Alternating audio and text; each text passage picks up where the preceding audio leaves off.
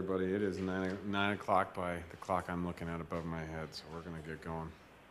I'm going to call to order the regular meeting of the March 28th, 2019 Reno Sparks Convention Visitors Authority Board of Directors meeting. At this time, Mr. Morgan, would you lead us in the Pledge of Allegiance, sir?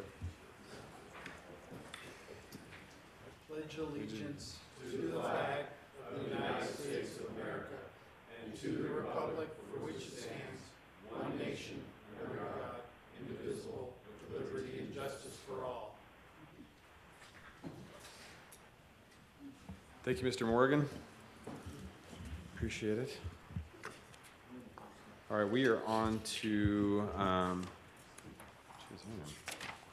missing an agenda this morning. Do you have an agenda? Because I don't have one. I'm missing one out of my book. Can I have a roll call, please, Madam Clerk? Mr. Caroselli? Here. Mr. Dillard? Here. Mr. Lawson? Here. Mr. Lucy? Here. Mr. Murdoch? Here. Mayor Sheeby is absent. Ms. Silver? Here.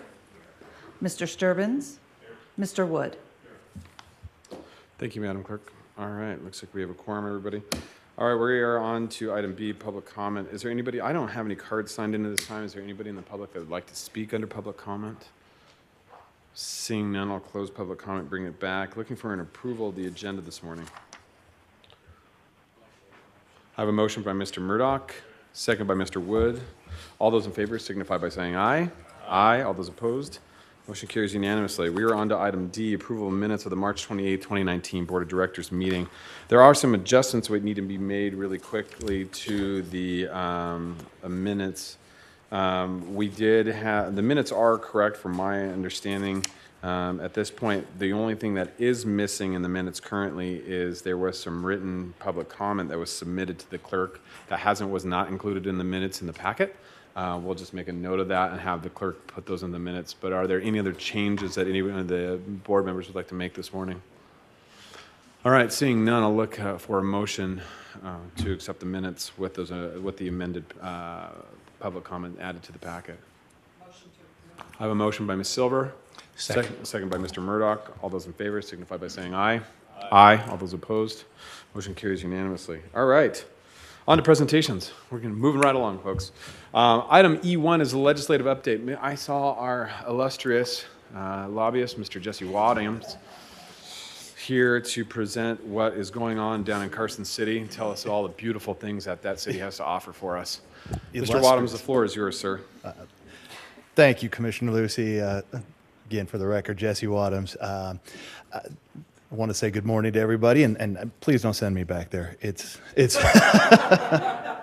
no, it's an interesting session. I've had this conversation with a few others. The pacing, the kind of the dynamics are very interesting. So they're all different, but this is different in its own very different way. So we're into the back half of the session now, both on the days remaining in the session, just a shade over 39, but I'm not counting.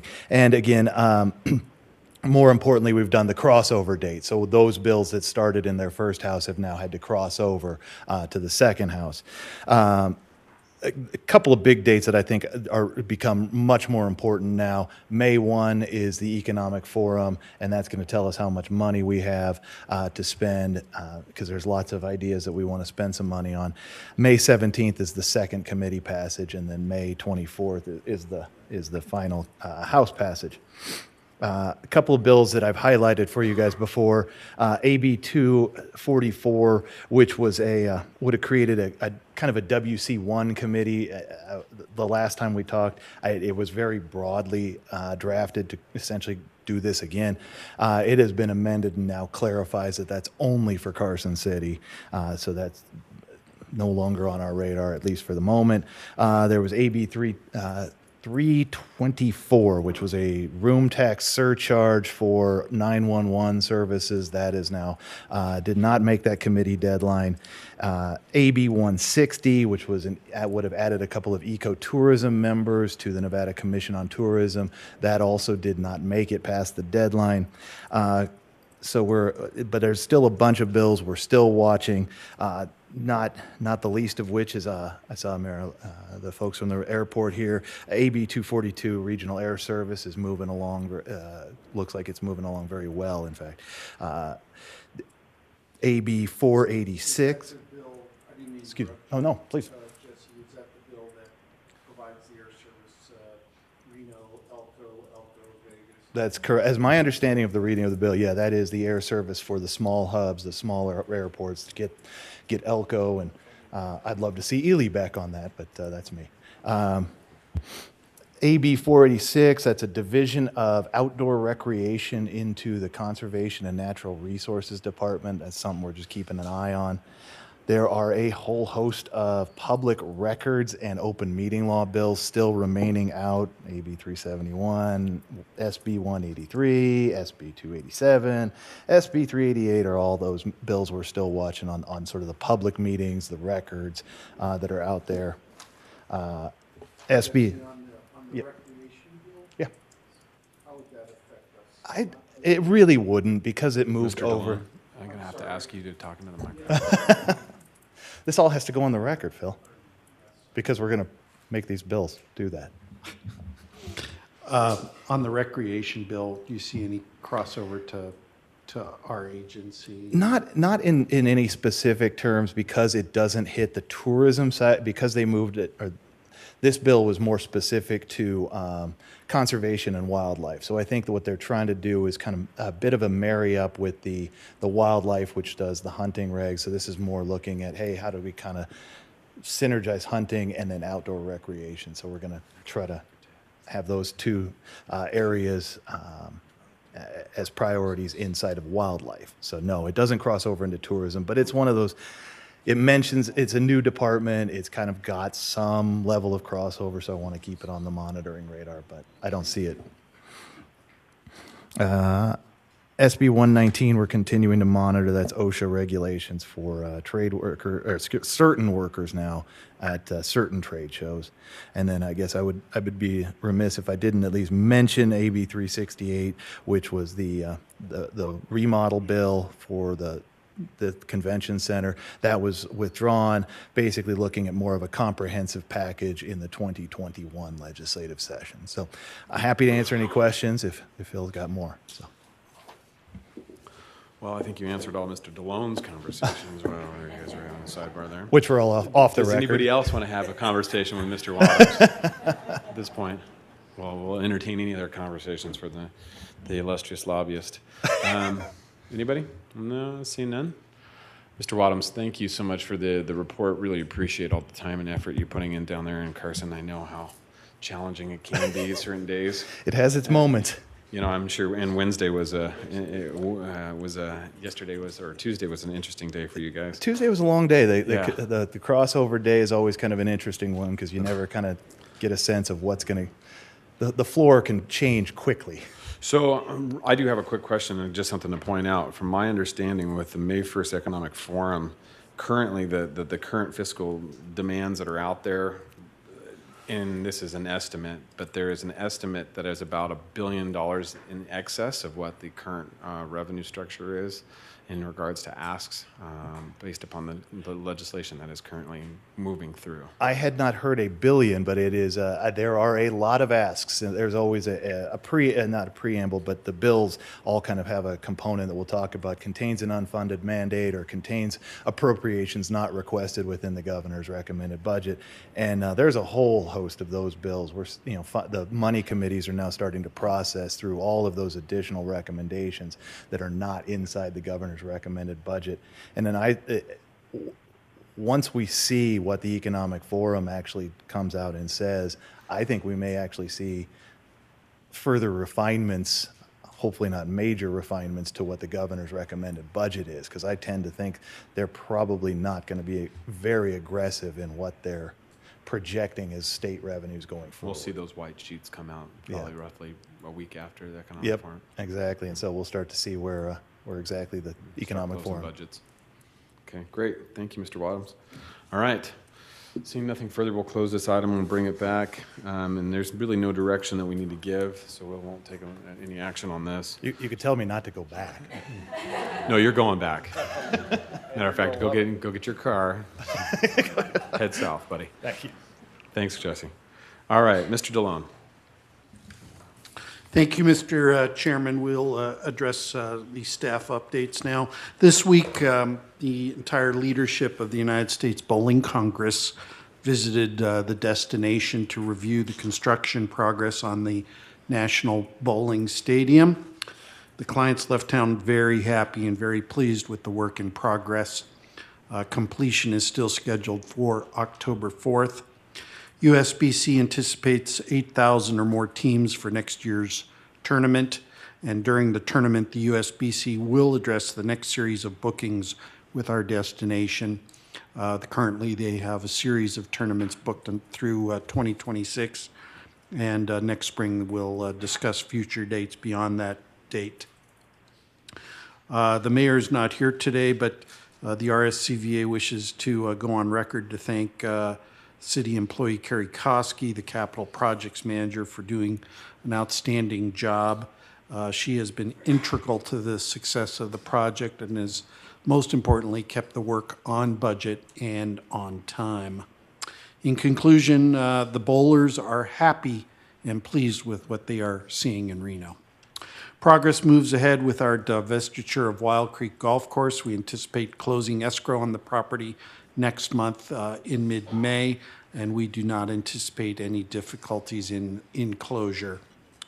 With the Regional Air Service Corporation, that the RSCVA is a key member, we have 3 strong prospects now working for new air service to this destination, and we can report more details in subsequent board meetings as details become available. Tonight, the RSCVA will be honored as one of Reno Tahoe's best places to work.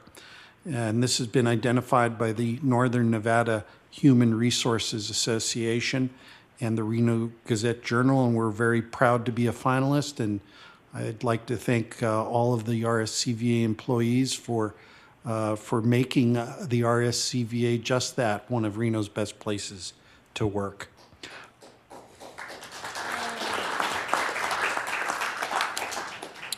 Our budget preparation for fiscal year 1920 is nearing completion. We will present this proposed draft budget to the Finance Committee on May 9th, and then in turn to the Board of Directors at the May board meeting. This year's budget concludes on June 30. Our finances are healthy, and we will close the year on budget. Last night, the Miss USA pageant began with the opening reception at the Nevada Museum of Art. A number of you were there. Contestants from both the Miss USA and Miss Teen USA events were present. They're a very, very impressive crowd. I would think all of you would agree. Regretfully, Paula Shugart was invited to speak today and give an update, but there's a conflict. She had to go to Carson City because all of the contestants are going to the legislature today, so we excused her for that important work.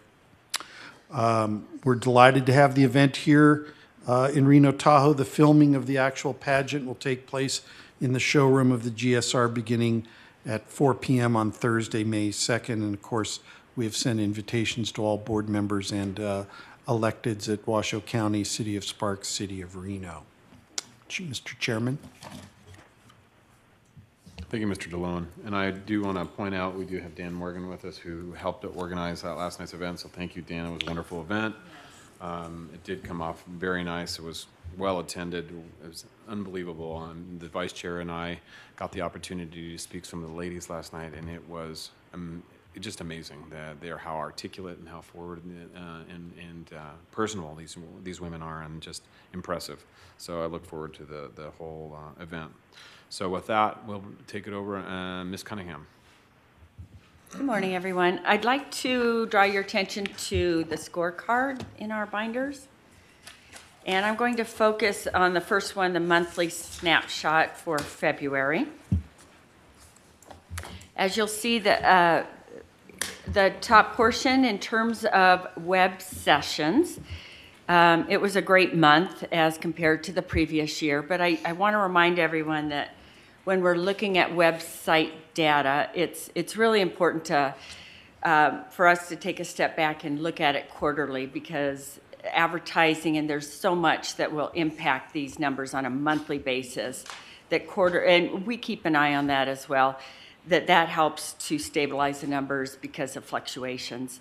And at the last board meeting, some of you had some questions about the website. So I've asked Christina Ernie, our Senior Digital Engagement Manager, to come up today and present a more in-depth look at what influences the numbers that you see here.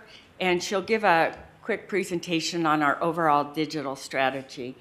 You can go get set up. I've got just a few things to highlight before I turn it over to you. You'll see that if you go down a little bit, you'll see occupancy in the second grouping. Overall occupancy is continuing to slip a little bit with a 8.1% decline in visitation. However, again, we're noticing strong increases in the average daily rate. It was a $12.15 per night increase, average and taxable in the average daily rate. And this, I feel that we are bringing in a higher quality guest, and some people that are extremely rate sensitive are choosing not to come to Reno, a lot of the drive up from our closer markets. So just wanted to point that out.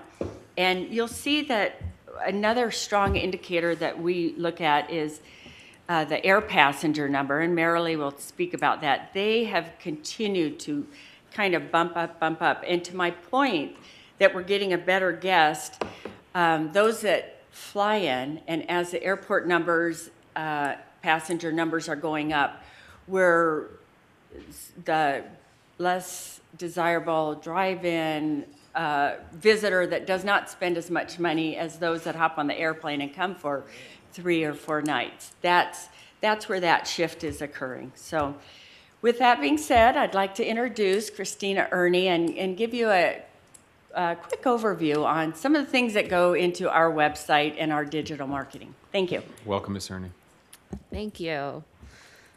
Christina Ernie with the RSCVA, Senior Digital Marketing Manager. And so yeah, as Jennifer said, you guys get the scorecard every month, but it only tells just such a small part of what we're doing and what impacts those numbers. And so since there were a couple of questions at the last board meeting, LA was down a little bit, others are green, others are up. And so I just wanted to kind of give you guys some highlights on our current strategy, what we're doing, what's impacting that, and then where we're moving forward. So just a couple of quick highlights of what I'm talking about in the presentation, but I'll go into more detail on all of these, is when we're looking at year over year, we really had a strategy shift in our digital marketing, and we shifted from awareness to engagement. And especially in our new target markets of LA and Seattle, who weren't as familiar with our brand as San Francisco. So when we went in year one, it's like meeting someone for the first time. You go in there, you kind of say hi, you're just looking for awareness. You're not telling them your whole life story at your first meeting. But this last year, we've really shifted from that first awareness stage into, okay, now that we've got our brand, now that they have familiarity, now how do we get them more engaged with our website? And so we've optimized our buys and our digital strategy to do just that. So instead of just clicks to our website, getting people familiar with it, we're now looking more at getting people involved in what we are calling the consideration phase and then conversions. Because of this, we have seen a huge increase in partner referrals, 39.4% year-to-date, year-over-year. And that just goes what we're focusing on, again, that engagement. That's what we're looking at. So we have an increase in partner referrals, but a decrease in web sessions from some of our target markets. If you look at the year-to-date in LA, it is decreased. Month over month, it's up, but that's all fluctuating depending on what we are running each month, how much money, if we're doing a big blast or not.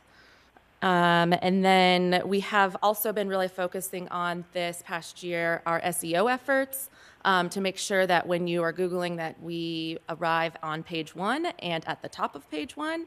And so page 1 keywords, we have growth 44% year over year. And that's not just like super specific keywords. This is things to do in Reno. I mean, we've been like outdoor activities, just different keywords that are more broad that we are capitalizing on and becoming on page 1 for those. And then just so you are aware, because of this shift in strategy, we are looking at what we do report and put on that scorecard. We are going to keep the web sessions and partner referrals, but maybe putting in another layer that will tell more of the story moving forward. So, you know, a little bit more of that consideration phase that we are really focusing on. And so we're going to start reporting on that. We're still working it out with our agency partners, with BVK and Noble Studios and Excel Media, and to have that starting July 1. So whenever we are reporting on the July numbers, it'll be a couple months after that. You'll see that reflection in those new scorecard statistics. So just a little bit into that strategy shift, as I mentioned, just a little bit behind, you'll see San Francisco will stay pretty much flat, and they're aware of our destination. And so in the wintertime also, we don't do as heavily of a digital buy there. We do a digital buy LA, Seattle, but in San Francisco, we'll just do social and paid search.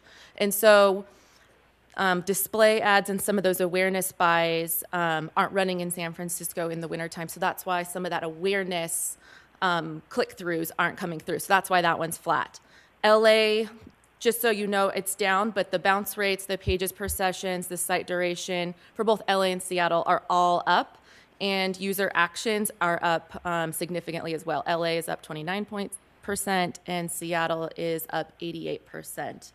The reason Seattle is up a lot is we had a really successful email blast going up there. So all these different factors really impact the numbers, and so you can't just look at a number and take it that and that only. But we are looking at so many numbers every day, every month to make sure that we are staying on track with our goals.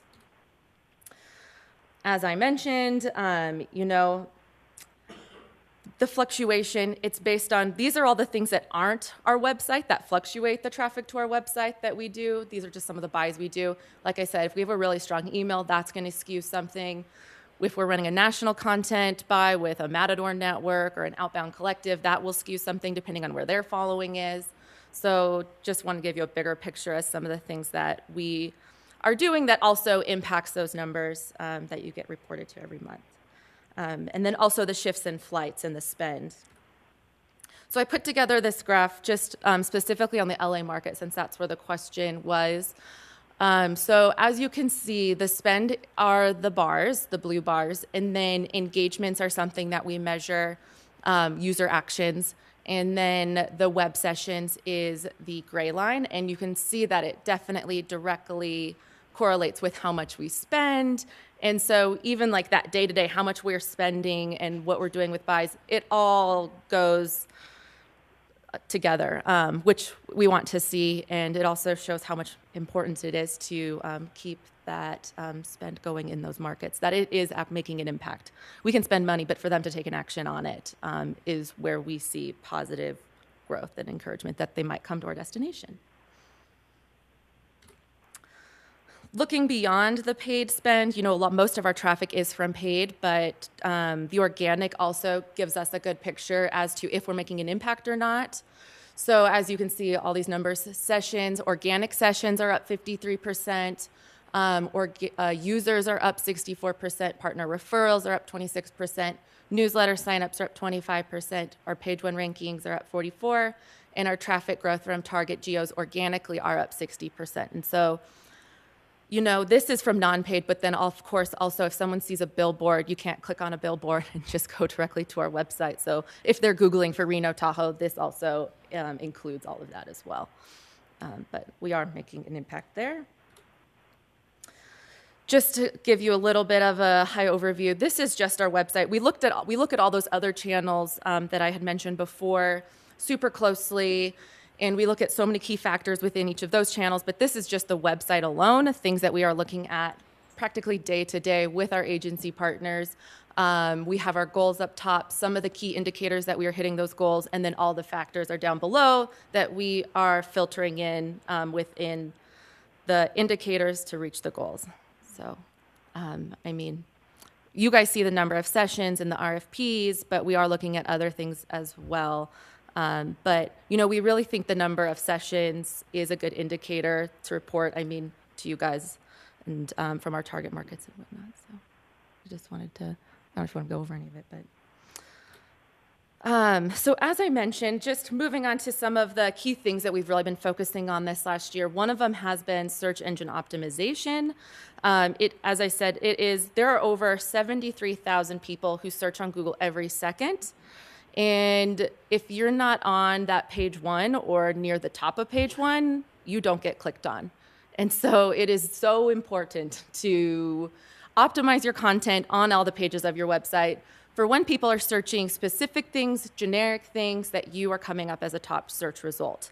And we've really put an effort towards this past year, and it's really benefited us. We've had that 44% increase year over year. There's the stat that 93% people don't look for relevant content, people look for relevant content on page one and won't visit page two. So one of the things, just for example, we did was things to do in Reno, and we are ranking right below TripAdvisor. So TripAdvisor, obviously a huge mega company. And the fact that we are ranking right below them, we are ranking above Yelp, we're ranking above all your other travel websites. We've really optimized that. We want to be the owners of things to do in Reno. And so that's why we have the rank number 2 above. The top one is an ad. And so we're right below Expedia. Another thing we've really been focusing on to fulfill the engagement goal is that we've been doing a lot of A/B testing and personalization on our website. Just brief overview. A/B testing, if you don't know, I mean, it's wasn't anything else. I mean, we have 2 different variations of a campaign that we'll run at once, whether it's words or an image, and we will let the user pick which one is more successful, and then it'll automatically kick into whatever one that people are engaging with most. So we're not making all the decisions, we're letting the user make the decisions as to what they are more engaged with. And then for personalization, we are creating customized experiences for visitors based on their behaviors just it's based on a number of things, where they're clicking from, what their likes and interests are, where their IP address is, where they're from. We're serving them customized content. And we've seen a lot of great success with it. When we're coming up with A/B tests and personalization tests, this is the process that we kind of go through. And just so you can see, it's ongoing. So we'll come up with, the psychological factors, the motivational variables, and how they're communicating. And then we'll move through the testing model process. And so once we implement it, then we'll come back up with another one and make sure that is also continuing to work moving forward. As I mentioned, we've seen some great results with this. We have one A/B test running every month is our goal.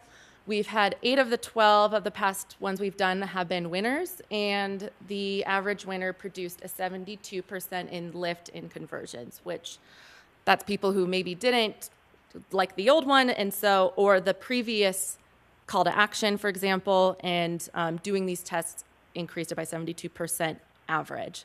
That was pretty big for us. One of the things that we did, just the image right there, is if in one of our retargeting ads that we do, so they've already engaged with something we do, we retarget them with hey, sign up for our newsletter email. And we were noticing people were getting to that page, and then they were getting distracted by other things on the page. They were clicking, Discover Reno Tahoe. Just clicking on other things, and really we wanted them to sign up for our newsletter. So we got rid of everything on the page that they could click on, essentially. And it produced a huge lift in conversions for us, for people signing up with our newsletter. Just get rid of the distractions. They could still click to our homepage, but that was it. For the personalizations, we're doing some geo ones based on where they're at in the United States. some paid search landing pages, making sure that creative lines up with what they're seeing in an ad and where they're going.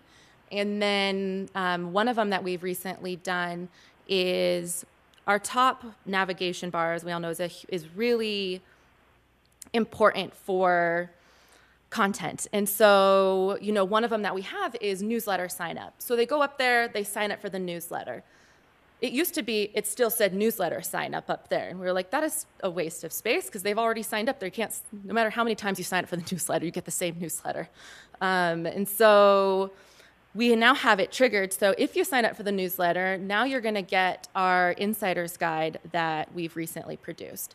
And if you sign up for the insider's guide, then or if you look at the insider's guide, then you're going to get served the brewery map. So the content will change based on what you've already looked at within that key navigational bar to keep that ever fresh content to inspire you to just keep diving deeper into our site. And doing these personalizations has raised a 69% lift in conversions as well. So that has been super positive for us. Some new things that we've created that we're leveraging, we have, like I mentioned, moving through that engagement and getting people really involved in the consideration phase, which to try to really focus on getting people involved to want to book a trip here. We've created an insider's guide. We were seeing in terms of search results that was things that people were searching for, insider things to do in Reno, Tahoe.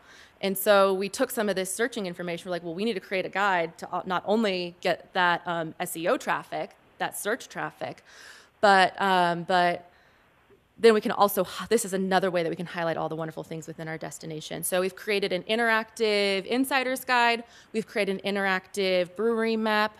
We've created interactive immersive pages that we call them. And you should just go and click and go play around with them. We're using user-generated content with maps. As you're scrolling through, the icon moves within the map to show you where you are. If you are on the immersive pages, you can star things, and it'll automatically go to a map for you, and you can go scroll to the bottom of the page and kind of see where you've plotted your itinerary. And we're really using a lot of the influencers to develop the photography for this. And we've seen a huge increase in those click-through rates. And we just felt that this is a much better way of doing it than like a laundry list of here are the things to do in Reno. Let's show some engaging photos in an engaging format within our website. And we're seeing some really positive results from this as well. At the bottom there, we are doing... That's our CrowdRiff feed, and we have that on most of the pages of our website. So what we can do is take user-generated content, and this one is just an example of something we have at the bottom of our website on all pages, but we customize different albums for, say, hiking, meetings and conventions, tour and travel, sports, paddleboarding, a lot of common things that people will post about on our social media, and we'll create curated albums with the user-generated content. And it's not just a pretty picture. They're all linkable, so when you hover over them, there's a CTA on them. This one is family fun. So if you click on the image and you like, oh my gosh, that's so neat, or that's a cool mural, where is that? You can click on it, and it'll take you directly to where you can find more information on that. So our 2019 website initiatives, one of them is to continue our SEO efforts. We have been going with this topic cluster format. So we want to be it's something Noble Studios really has seen success in. So for lodging, we'll create a variety of pages around lodging to really emphasize our established knowledge of being experts within lodging, for example. So we're really focusing on topic clusters, build out our SEO efforts, increase our website engagement. That's through our continuing to look at those search words for like insider's guides, brewery maps, and then, of course, the conversion. And that's kind of through those geos and A/B testing of really getting people down the funnel and getting partner referrals and newsletter signups and all of that. And so we are working on our reporting for this, and we won't be taking away anything, but we might add another layer just to tell you a little bit more of what we're doing and tell the story a little bit better. That's it, if you have any questions. Great. Thank you, Ms. Ernie. Is there any questions? Mr. Dillard. Thank you very much. That was very insightful. Good. Way more going on than we oftentimes probably expect. So thanks for that update. I had just really one silly question. You used the acronym SEO, sorry. and I don't know what that stands for. Search engine optimization. Search engine optimization. Thank you very much. So when Okay. you're searching on Google and you search computer, that you are one of the top ranking. So when you see the list of computer suppliers, that you would be one of the top people. So we want to be that for travel. And hopefully I'm just the guinea pig for those that, in the room that also did not know what that No, meant. sorry, I Thank you. try not to use the acronyms, but they come Thank you, out. Mr. Dillon. Mr. Wood. Yes, thanks again, and this may be a silly question also, but you said earlier that you can't click through a billboard. Has there been any thought about geofencing them? We and do offering- geofence them currently, actually. So if you drive by any of our billboards, they are all within those zip codes. You will get a banner ad or a social ad on your phone. And how's that working out? We are seeing good results. It depends on where they are, because some of them that are driving by, Right. you go pretty fast. But the ones like in Seattle that are in neighborhoods, those ones we've seen some good success with, because there's people who are walking, they're not speeding on by them, they sped by 10 billboards, So those ones are more effective, but yeah, it's been working out well. Unfortunately, most people drive by themselves, so that would be a little bit difficult to respond immediately. Is there any thought about delaying the message that's sent once they do, because they see the billboard? Yeah. And then maybe 5 minutes later, they get the message. Right, and so that is what will happen, is that it'll get triggered. It won't be only if you're in that geo, and once you step outside that it goes away. So some of them are just triggered off of where that billboard is, and then that phone will get one based on that. But when are they Yeah. triggered? Are they triggered immediately as you go into that geofenced area, or is Yeah. there a delay? They are, but if you're not on your phone, you won't see it. Well, that's my point. But, Most people are driving by themselves, so if we offer them something as they drive by the billboard, they're Yeah. probably not going to get it. it wasn't clear enough. So you're driving, your phone's down, you got triggered for a billboard, you go to the grocery store, and then you pick up your Oh, the phone, notification. and then you will see it. Yeah. If you are on your phone and you see it and you're like, I'm driving, I Yeah. can't look at this. We certainly don't want that. Thank you, Mr. Wood. Ms. Ernie, I have one quick question Yeah. for you too, and this is a little bit more simplistic. Our URL is visitrenotahoe.com. Renotahoe.com is not, I believe, not owned by us. I believe it's owned by NCOT. Is that correct? Or is that Tahoe Douglas? Because it seems like Travel Nevada has some sort of management of renotahoe.com. I want to say, Do we not know who owns renotahoe.com? we don't. I thought it Have was we ever Reno thought Tahoe about purchasing territory, that but URL? Or acquiring that URL? It's managed by somebody that It has is. some It association is. with Travel Nevada through it is. NCOT. It is. I don't know who exactly. I think it's Reno Tahoe territory. Yeah. It's Reno Tahoe territory, but I don't know who. Okay, and who is Reno Tahoe territory? It's a collaboration of. Turn your mic on. Reno Tahoe territory is not dissimilar to RASC. It's all the CVBs in the region, and it covers Reno and entire Lake Tahoe area. Carroll Chaplin, I think, Virginia City, Carson Valley, and it's more to get, once tourists come to Reno, it kind of was formed for motor coach. So yes. Understood. And so It's a- my question is in regards to the Reno Tahoe URL, because Reno Right. Tahoe is our brand and Yeah. what we Purchasing lay our heads upon.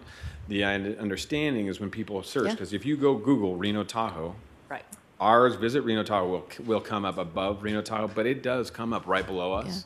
And there is no brand correlation. So you go to one, you see one logo, and you go to the other, and you see another logo. There's no cohesiveness between the two websites, so you don't know necessarily. And once again, people thinking, oh, I'm going to Reno Tahoe, expecting to get one level of content, and they're not going to get that at renotahoe.com. Yeah. And it's very easily can be confused about where you land and where what website you land Missed that upon. whole thing. I got So when we talk about geofencing, we talk about investing into Noble Studios and all the great things that we're doing deep within our website, are we missing traffic that is going to just renotahoe.com? Because when I don't see visit Reno Tahoe above our logo. I just see Reno Tahoe. So, and if I type in Reno Tahoe into my URL, which I do quite often, I don't necessarily go to the website. If I know where I'm going, I just type it in, Control Enter, and I'm in there. If I type in Reno Tahoe, and I've been victim of it enough, even as chair, I find myself on a different website that's not ours. So maybe something to consider, something to discuss. If it's potential of buying the URL, having that conversation with Reno Tahoe territory. I think those things, things are those discussions that need to be had. So We'll bring it back to the next board meeting. fantastic. perfect. Thank you. All right. Thank you, Mrs. Cunningham. Mr. Larragetta. Thank you, Mr. Chairman. Good morning. Before I jump into the convention sales update, I'd like to take a brief moment for an introduction. It's my pleasure to introduce our new Regional Director of Convention Sales for the Northeast Territory, which will be based in Washington, D.C., Ms. Denise Bosman. Denise.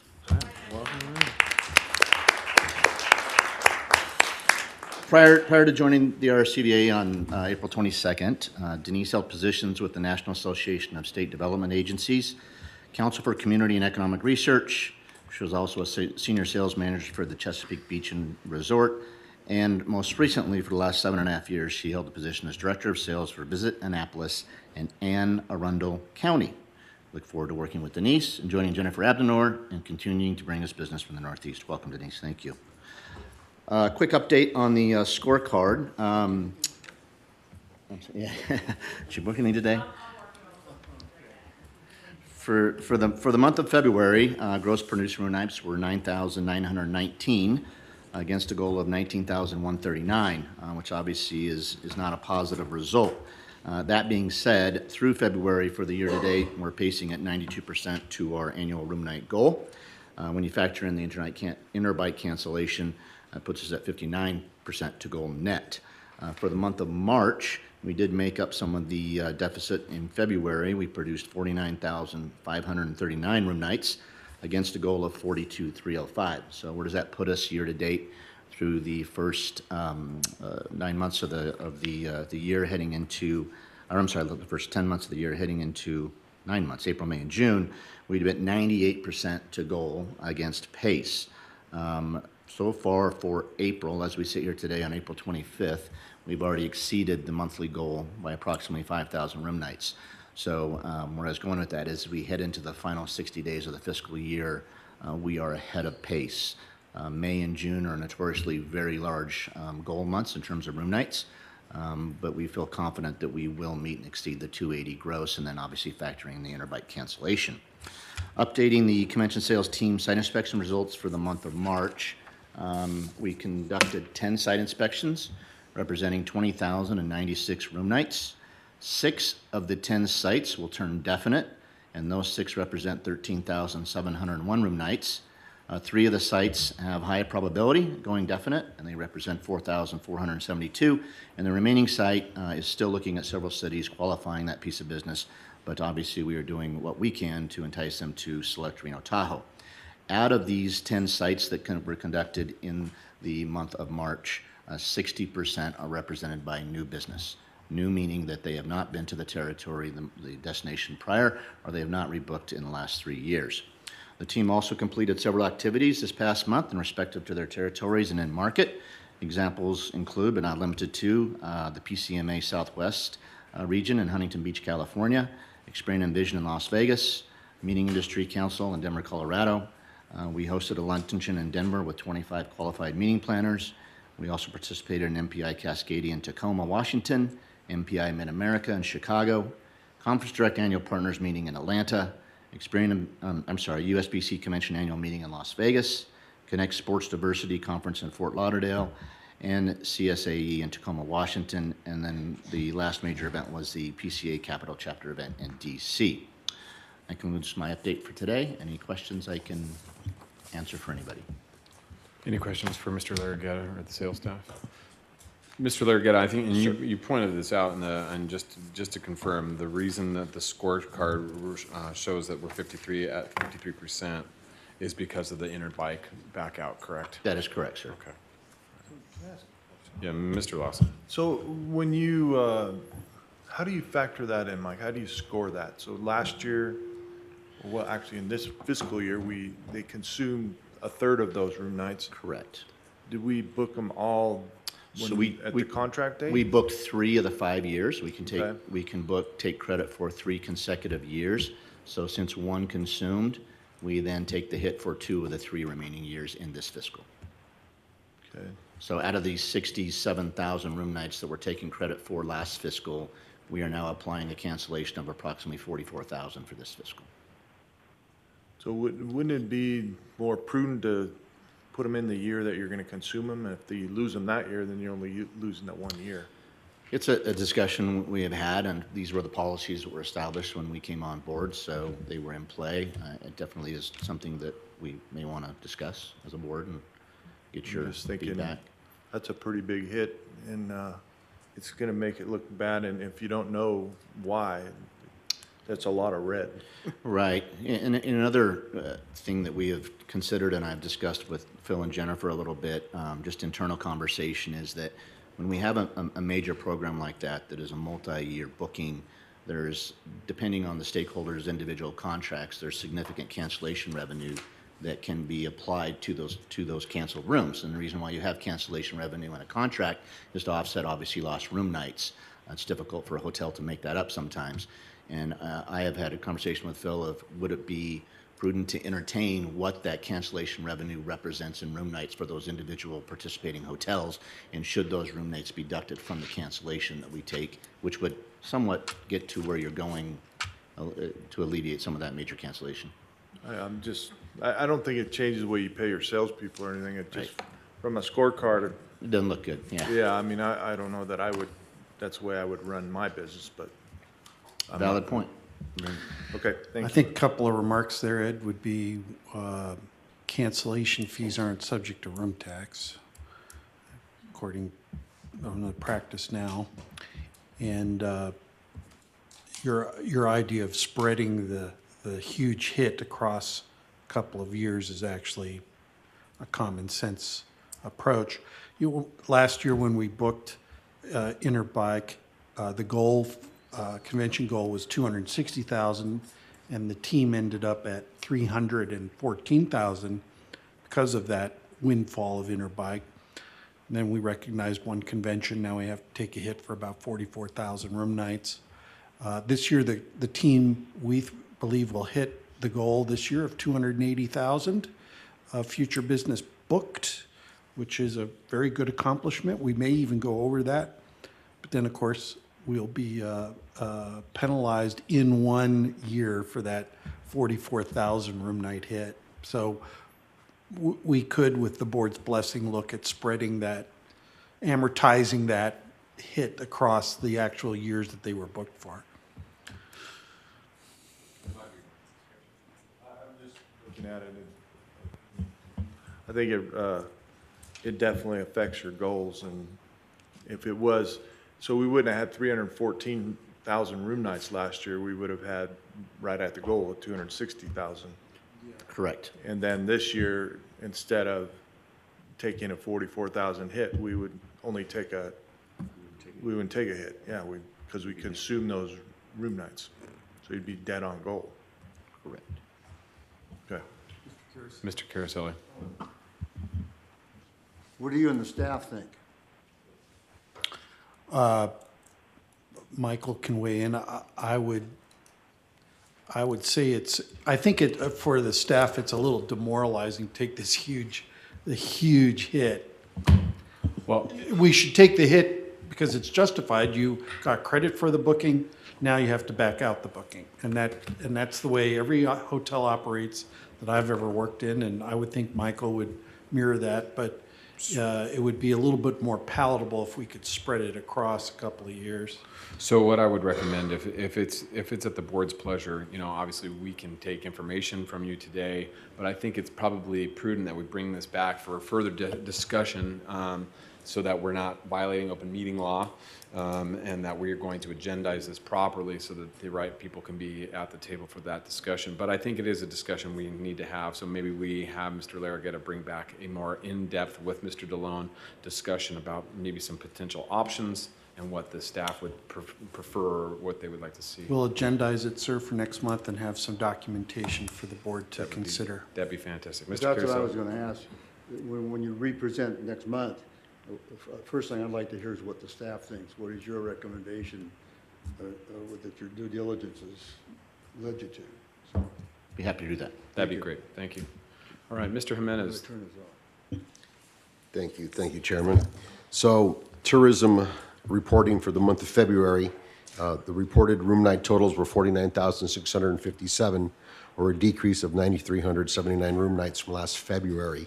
So we're at 79% of the monthly target of 62,579. On a year-to-date basis, the recorded room nights from our properties are 470 room nights, and that's 32,900 room nights behind last year to date. This puts us at 87% of our year-to-date target of 920,000 room nights, and 58% of the annual goal of 863,468. At last month's board meeting, I mentioned that we would look into some of the reasons why these numbers are offset. And I just want to remind the board that these are all self-reported room nights from 11 properties. And there's a whole list of items that could affect this. And again, that being one of them, where not all properties are still working in these channels. Some properties have decided not to work with certain wholesalers or OTAs or receptive operators. We had, from June through December last year, we had 17 counties in central and northern California that were affected by 22 fires. Between December and March, I-80 was closed 13 days. 6 of those days were over weekends, and we know that one weekend day could affect the whole weekend. We had higher room rates, as Jennifer mentioned earlier. Higher room rates kind of pushes out some people that would opt not to visit the destination. The China tariffs are playing effect on not only on Chinese visitation, but maybe some recession fears here on the domestic level. I do want to report on what Michael has started doing each month, is some of the activity that the department has been focusing on in the last 60 days and the future 30 days.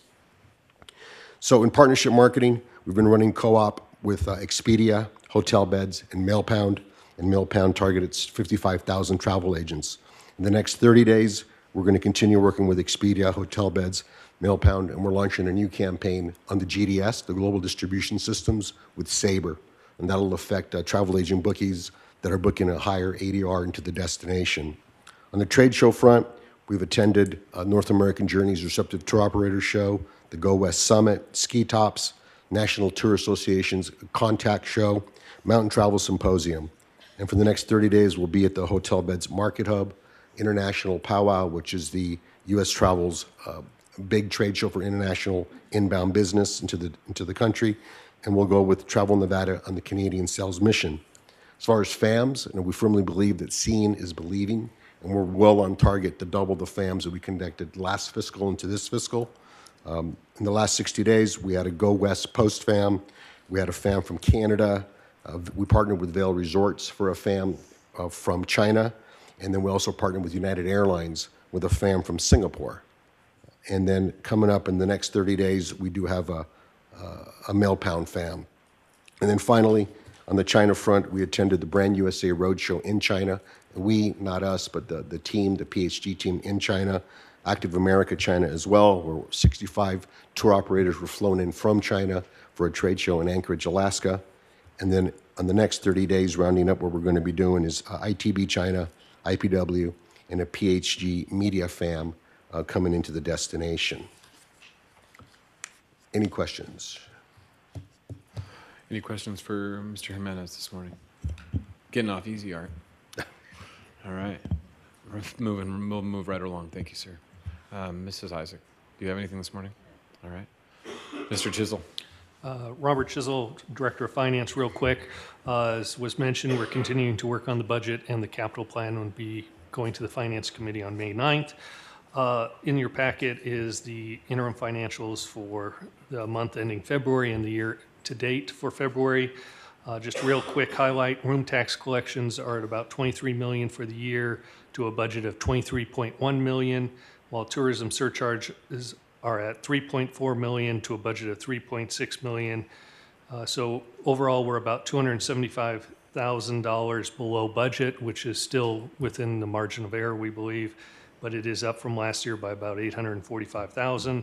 Our operating expenditures are at 21 million, which is 1.4 million below budget, so we're well within our overall budget for the authority. That's all. Great. All right, Mr. Dillard.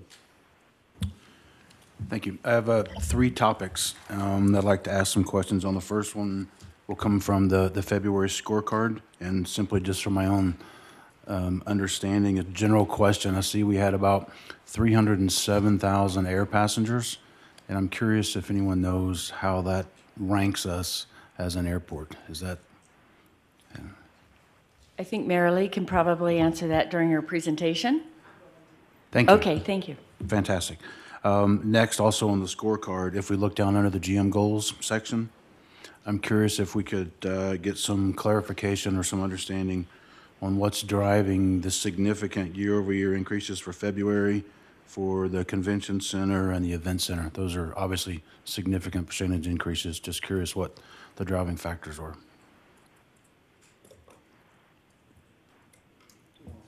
Well, I believe Michael Day, our general manager from SMG, is here, but I do know part of the issue is just probably the timing of when the bills are coming in, but I would defer to Michael Day and his team.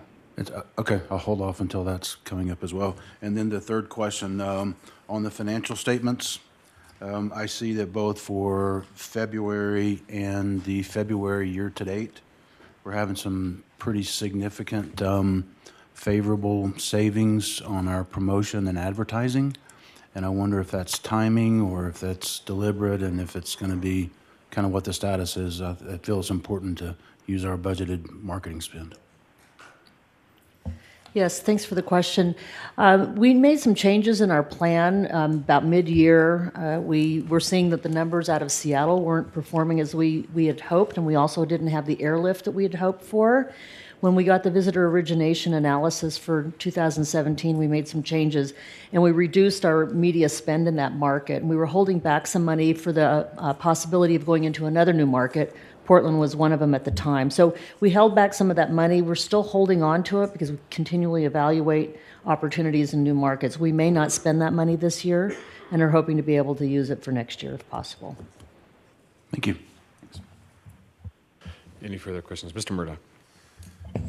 I know Marilee, she'll speak to this, but it's interesting is when you do have this kind of a program in Seattle and Portland, it's nice to know, as you know, airlines shift their lift due to seasonality, and the airport does a super job of keeping up on that seasonality. So it'd be nice to make sure that, I know RSCVA is keenly aware of that, especially because you're on RASC of when these flights start. So you can maybe spend if they add a flight or you guys are probably working closely on that. I just wanted to bring that point up. Thank you. Mr. Sturbins. Mr. Chisel, just curious, in special projects, there's like $1 million that we didn't spend. Is that something that we didn't do? Or just curious what that is. Special projects will also include things. We have a contingency in there for sales incentives for groups to come of about $500,000. We also, in our marketing budget, we have $1.5 million for airlift that we have set aside if an opportunity rises. So both those things kind of alter the numbers when you look at them for a year to date in total. So that's fair to say it's more of a forecast, not a change in plan. Yeah. Gotcha. Thank you. Thank you, Mr. Sturbins. Ms. Isaac, one other thing I would ask for is that, along with the scorecard, is if we could get some sort of memo with the marketing program, kind of identifying, maybe that goes along with what as to Mr. Dillard's point, savings, if we're pulling back, something that identifies why those savings are being held back, and just something so we have a little bit more in depth in regards to the staff report of why we're doing certain things, certain initiatives, not necessarily just a basic overview, kind of the marketing spend, where we're going, kind of just a briefing, so to speak, if we could, for future meetings, Mr. Cunningham and Ms. Isaac. Absolutely, we can do that. And if this group remembers, during the retreat, that was one of the points that was discussed, and the board was comfortable with us pulling back from Seattle because of the high airlift. But it's a good reminder as we're now so many months ahead. And well, and my discussion is as things change dynamically within the industry and why our marketing spends change, if something new comes up, to Ms. Isaac's point, that at least the board could be aware of that we're going to be moving ahead with a certain spend in the next month or something like that. So if it could be just a high-level briefing to the board about what those marketing spends and what the marketing program intends to be going forward, that would be a benefit for the board, so that we have a good understanding, so that we're maybe not going back and over the same conversations over and over. That would be helpful, at least from my standpoint. Yep, All right. absolutely. Thank you. Any further questions for any of the executive staff at this time? All right, seeing none, we'll move on to the next item, and this time we will invite Mr. Day for an update from SMG in regards to all of our facilities and how the SMG management is going. Welcome, Mr. Day. Thank you.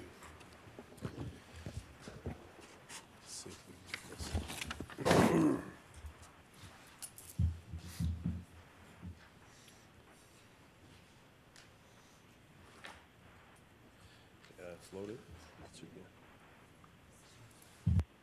Yep, that's it.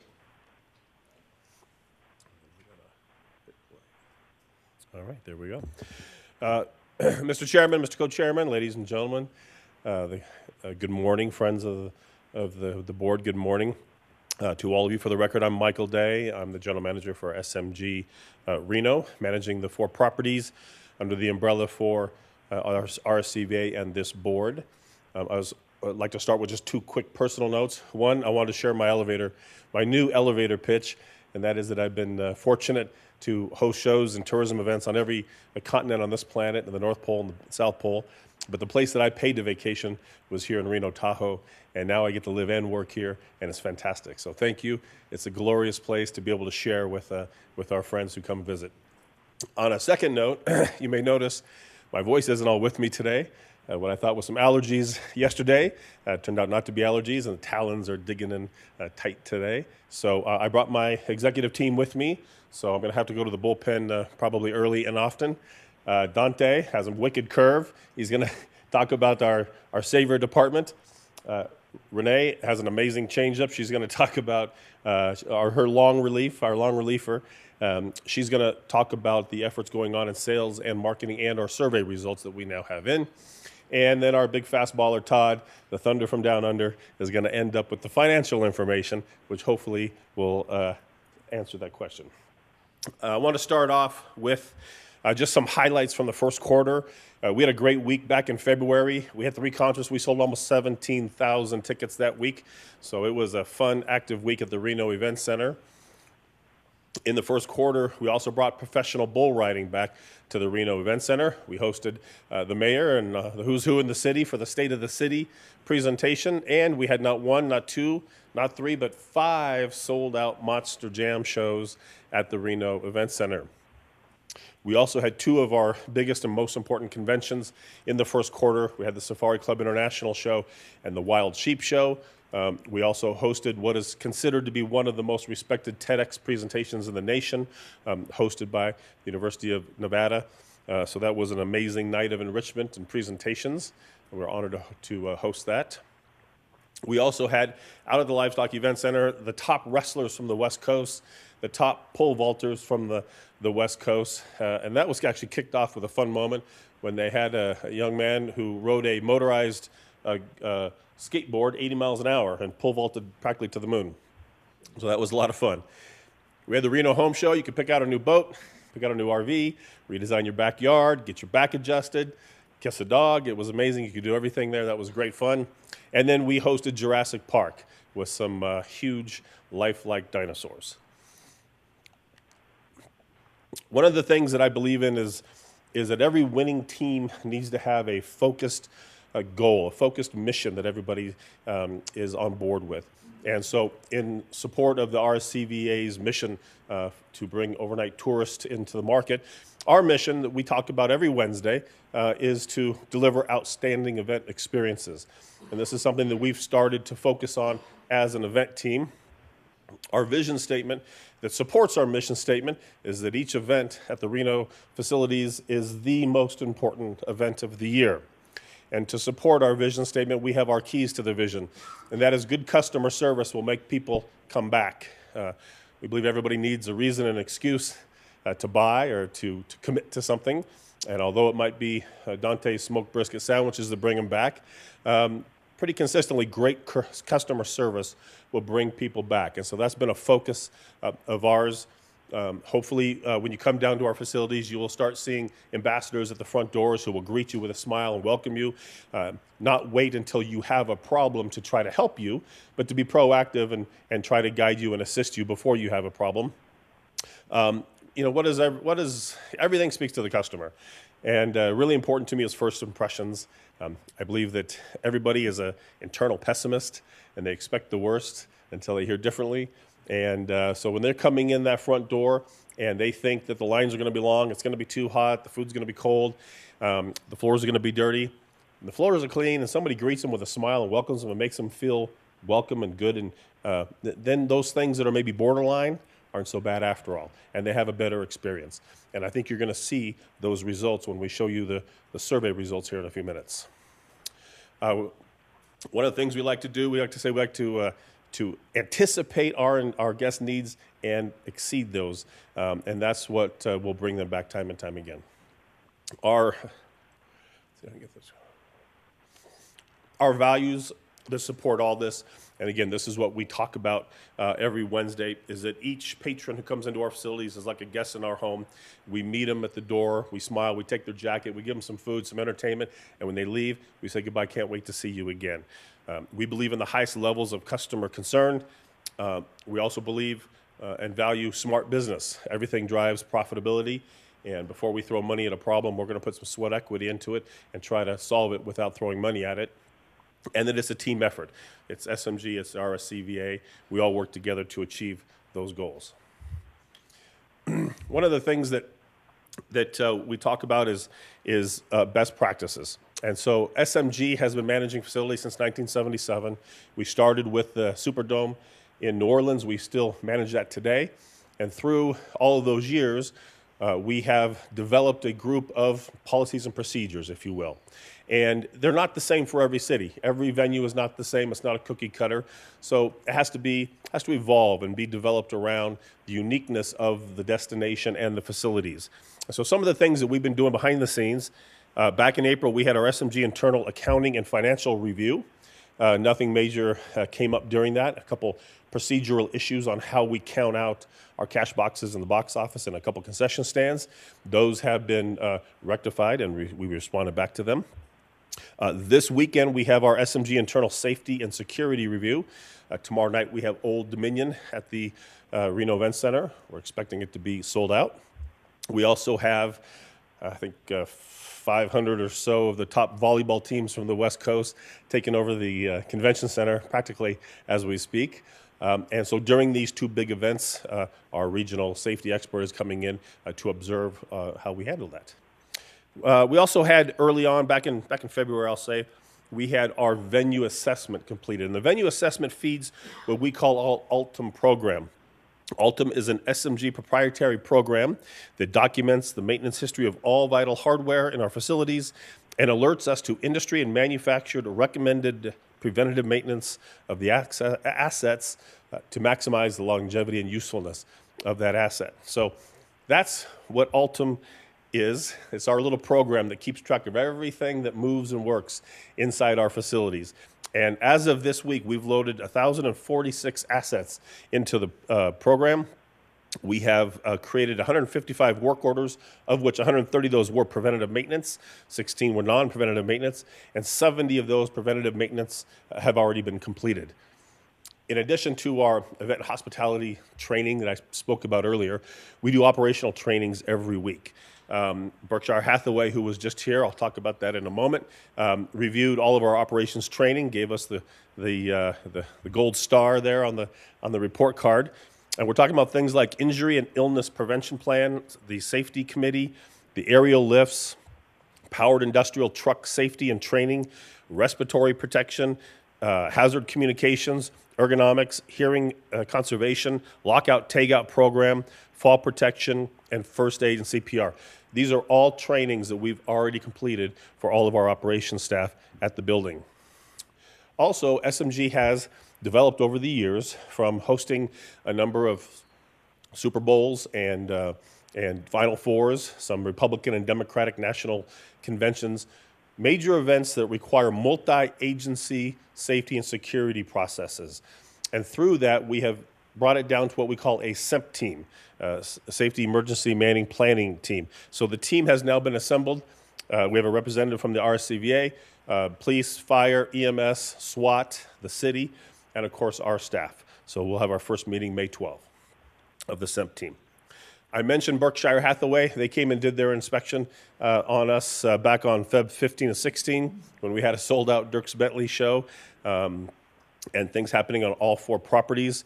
They made only minor observations. The focus there is really on slip, trip, and fall. We got the small findings that were noted, things like safety lines and loading dock areas. Excuse me. Apologies. All were rectified, and we've responded and we're clean with Berkshire Hathaway. So with all of that, you hope it's working well and you're making people happy and they're leaving happy. And so I thought I'd share a couple testimonials. I'll highlight 2 here. We recently instituted a safety program. All of our employees, all of our contractors and subcontractors now must enter and exit through one door, and all their bags will be checked both in and out. We sent that to all of our contractors, and I got a reply back from Gary Thomas, the owner of Kiva Juice, and he said, SMG is definitely doing some great things in Northern Nevada. From a small business standpoint, we're seeing the positive impacts. Thanks for the ramping things up, and keep up the great work. So that was Gary's response to now having to go through one door, in and out, and be checked every time. And on the bottom there, Logan Matthews, he's the regional manager for Feld Entertainment, one of the biggest and most respected in the nation, owning some of the big programs like Disney, Disney on Ice, Sesame Street, Monster Jam, Arena Cross, a whole long list of some of the biggest national touring shows. And his quote to us was, "We were thrilled when we heard SMG was taking over the Reno venues. We love the hands-on support from the team there, and we are excited to work with you. Great job." So I wanted to share with the board a couple of those quick testimonials. I think some of the focus and training and things that we're doing are starting to get some momentum. All right, with that said, I get to take a break and bring up Dante to talk to you about the great things happening in Savor.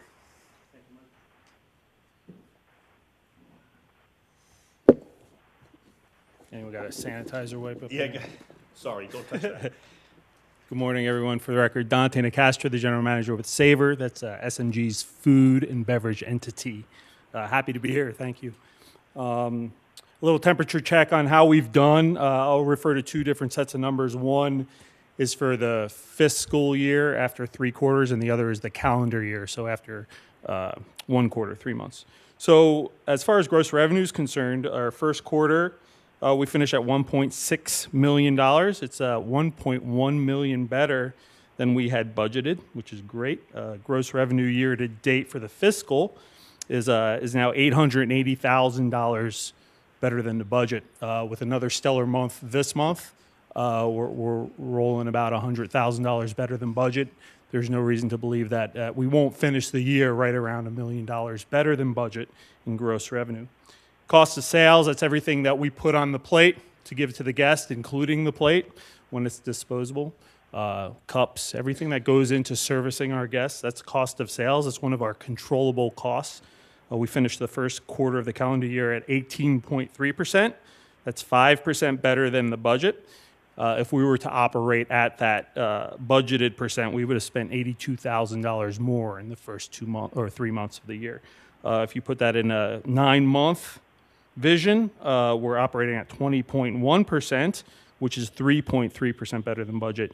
And again, a savings of about $99,000 in cost of sales. Direct labor is the next point. That's our hourly labor, everything but the managers. For the calendar year, we're at 10%, which is better than 100% better than what we were budgeted. Savings of $182,000 in the first 3 months. For year to date, after 9 months, that savings is about $134,000. So a great job controlling our labor while still taking care of the guests. Local catering sales, that's our sales team going out and about, drumming up business. $120,000 for the first 3 months of the year, with another $50,000 on the books looking forward. We also take great pride in our association lunches. We've booked 4 now.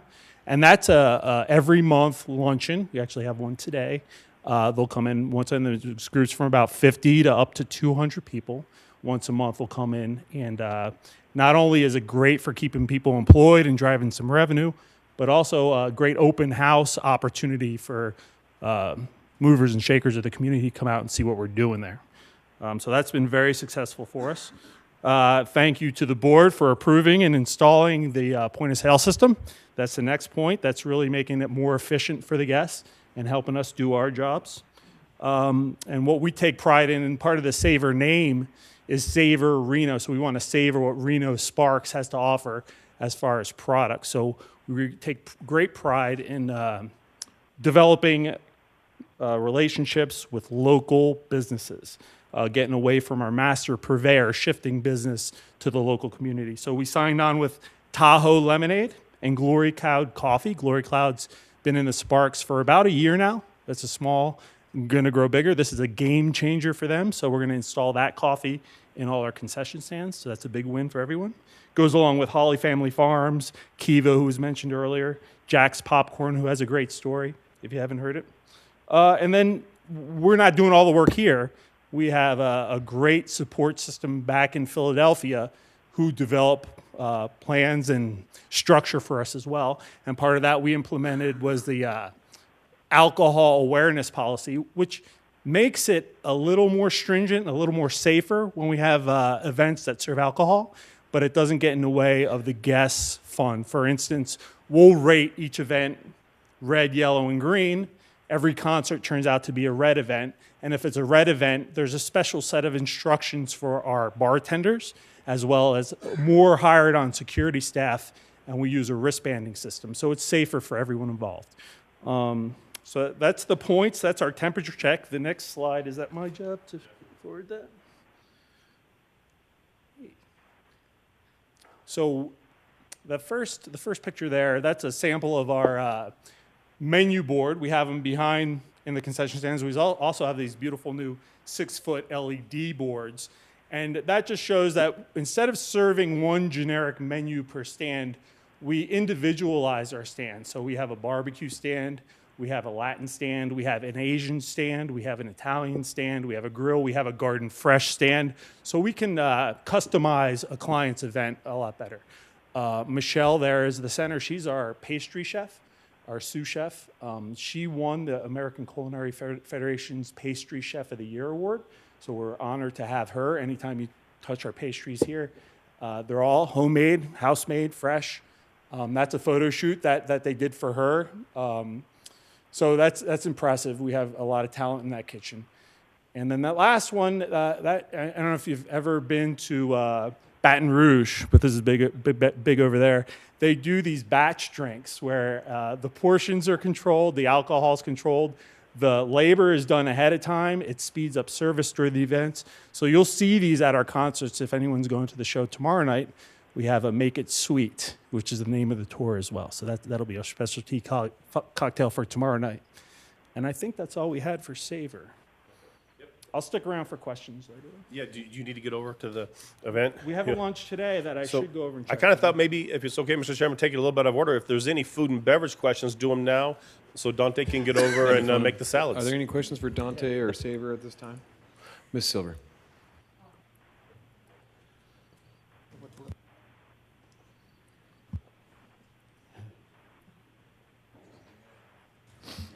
No, all righty. I just have a quick question. Ann Silver, for the record. Are you experiencing some of the same labor challenges in terms of recruitment and retention of staff that many local businesses are? We do. We do face those challenges, and with the fluctuation of our business, just the nature of our business, that's always a challenge in food and beverage. We've partnered with 3 great temporary employment companies, so they're really at our beck and call, and they really do a great job. Also, Sherry was good enough to introduce myself and Kayla, my right-hand person, to some folks down at TMCC. So we're going to be more actively involved going down there, showing them some of our training techniques and what we have to offer, and then culture that, develop that. We're working on developing a management training program. This is more of management 201 rather than 101. So for the sales team and the food and beverage team, this will come out July 1st. It's a bi-weekly 6-month program that really teaches efficiencies, opportunities, and then the soft management skills on how to get to those points. So that'll be coming soon. Thanks. You're welcome. Any other questions? All right. All right, thank you, everyone. I will say, the training programs that Dante does, those F&B employees who come, they're not just filling time and getting a paycheck. They're developing their skills, which is going to benefit them down the road, and we hope it keeps them here at our facilities too. So, well done, Dante. All right, we want to shift gears now and talk about events and sales and our surveys, and Renee's going to take us through that. Renee.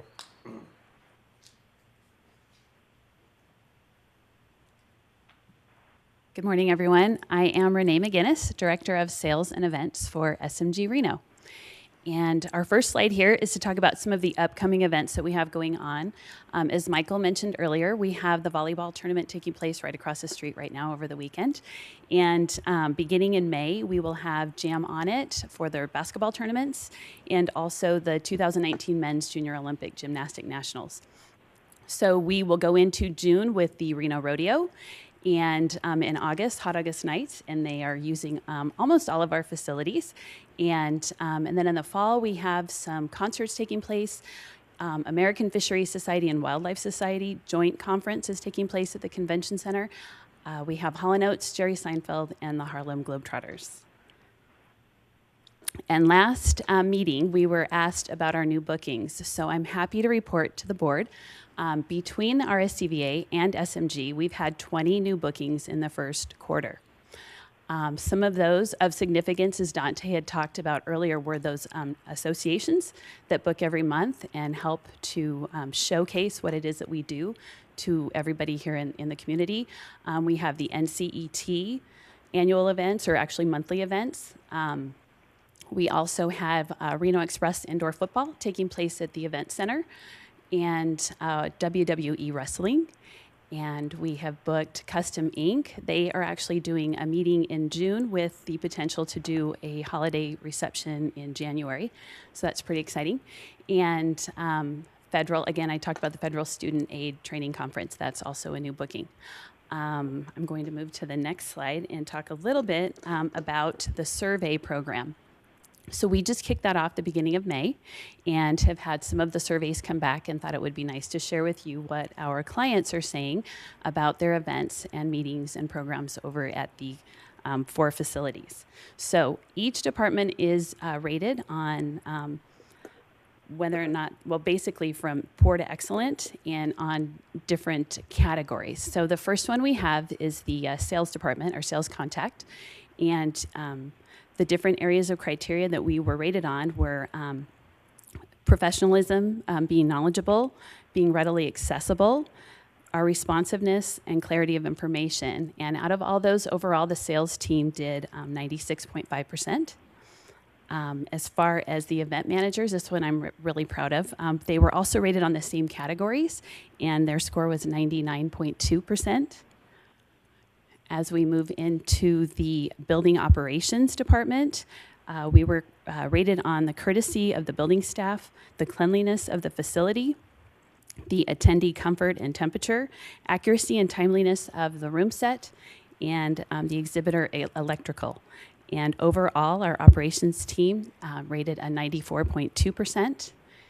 And as you see, the next area there is the National Bowling Stadium. And at the time that this was done, we did not have any surveys for the bowling stadium. However, we will for the next board meeting. And I should have gone back and let you know, because we started this in April, we went back 2 months. So we started every event that was in all of our facilities from the beginning of February up until present day. And we do this every week. And next goes the food and beverage, and both catering and concessions were rated. This is the catering slide. 35% of those surveyed used the catering services, and we rated that on the menu variety and selection, the quality of food, quality of service, responsiveness to requests, appearance of food displays, quality, appearance of service staff, and the value of the price paid. And overall, the catering team did 88.9%. And this one is for concessions. 29% of those surveyed used the concession stands. They were rated on the cleanliness of the concession stands, appearance of concession staff, quality of food, quality of service, value of price paid, and value of items offered. And overall, the concessions team did 90.3%. Next was audiovisual. We had 41% of our survey takers using audiovisual. They were rated on their being professional and courteous, being knowledgeable, being readily accessible, the accuracy of their setup, the quality of the equipment, and the explanation of costs. And our AV department rated at 95.2%. And Smart City, that is our third-party vendor for our Wi-Fi. And 29% of our survey takers used the Wi-Fi. They were rated on their professionalism, being knowledgeable, being readily accessible, the quality of technology, and the explanation of costs. Overall, Smart City received a rating of 89.7%. And guest services, 64% utilized, actually that's my next slide, never mind, hold on. Guest services, that was basically anybody that our attendees or survey takers came into contact with in the hallways, in the restrooms, asking for directions, basically the employees that are on staff and in the facility during the event. They were rated on their professionalism, being knowledgeable, being readily accessible, and the appearance of the personnel. And overall, guest services was rated 90%.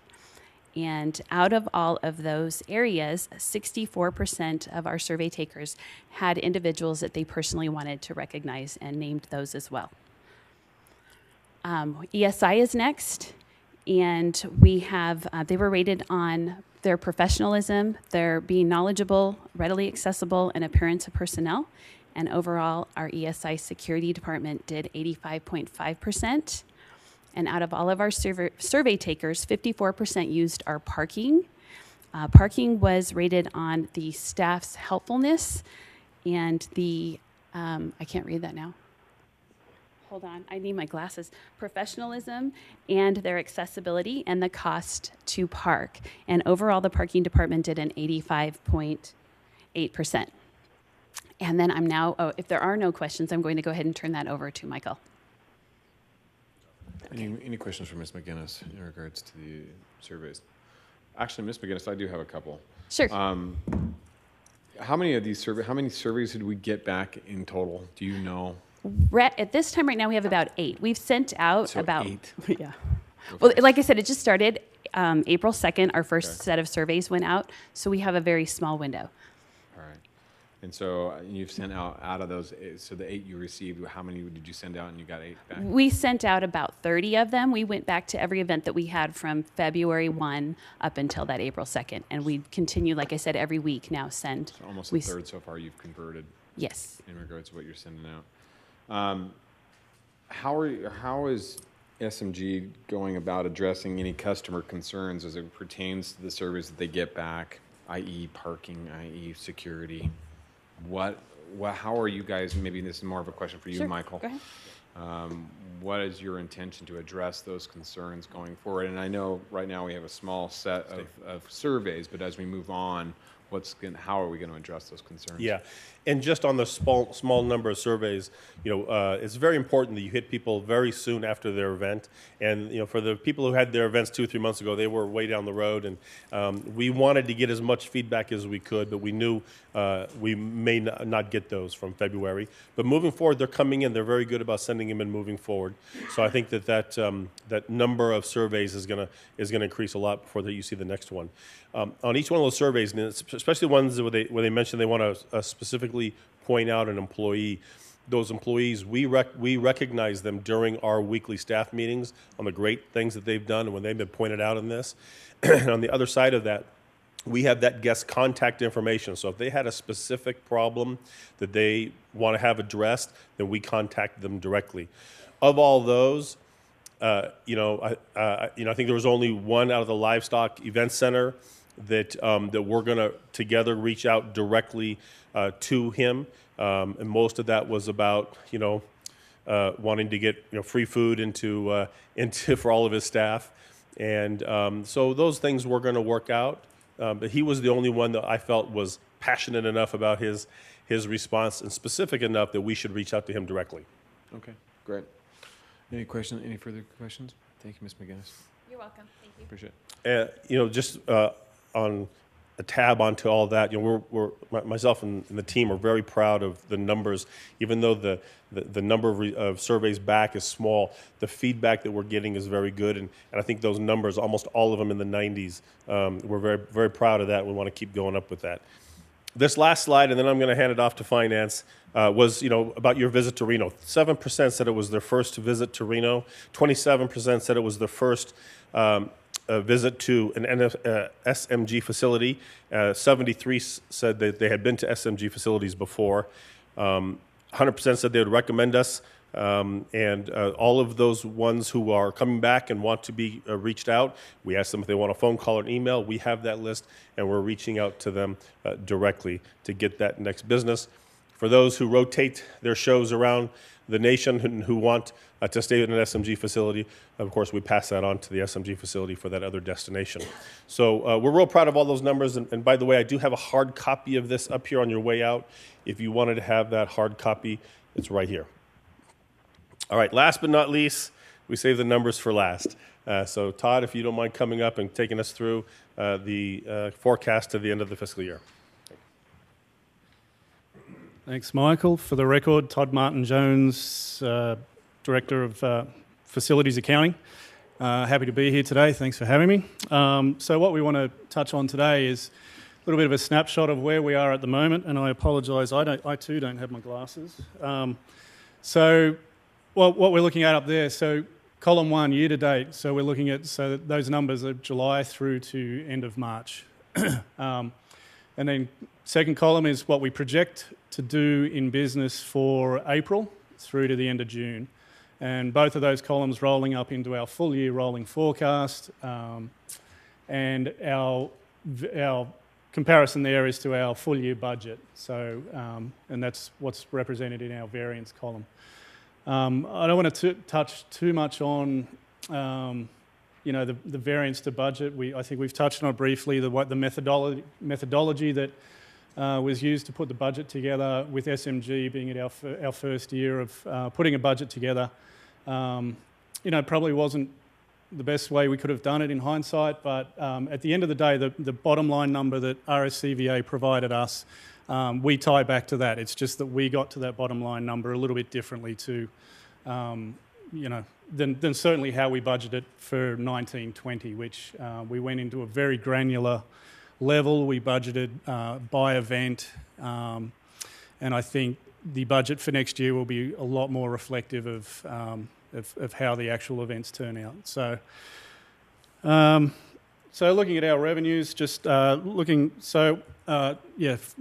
on this first slide, we're just looking at the revenues and also some of the direct event-related expenses. So when you look at under the ancillary income, F&B concessions, for example, our year-to-date number, what that does include is our gross revenue. It also includes the cost of the food, as Dante touched on earlier, the cost of what ends up on the plate.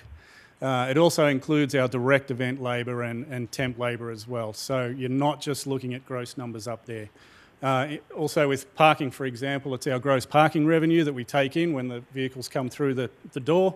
Also included in that number is the cost of labour to man those gates as well. So as you can see, like bottom line, to budget, we are, it doesn't paint a great picture, 1.2 million down on budgeted revenue. However, looking at, we've had considerable savings. Here are our expenses. We've also saved considerably over $1 million there too. So just looking at the bottom line there, at the moment we're a loss of 3.4 million. We project to lose about another 701,000 for April through to June, and we'll touch on some of that in a minute, which gets our forecast a loss of a little over 4.1 million, which sees us around $61,000 worse off than budget. The needle continues to move every day. Literally in the last week, we lost an event up at Livestock due to a horse flu that apparently is going around. So we lost that event. They rebooked for August, but unfortunately that falls out of this fiscal year. But we've also picked up on the USA boxing. So the needle's continually moving. That's 61,000. I'm confident we can make that up without being crazy about it.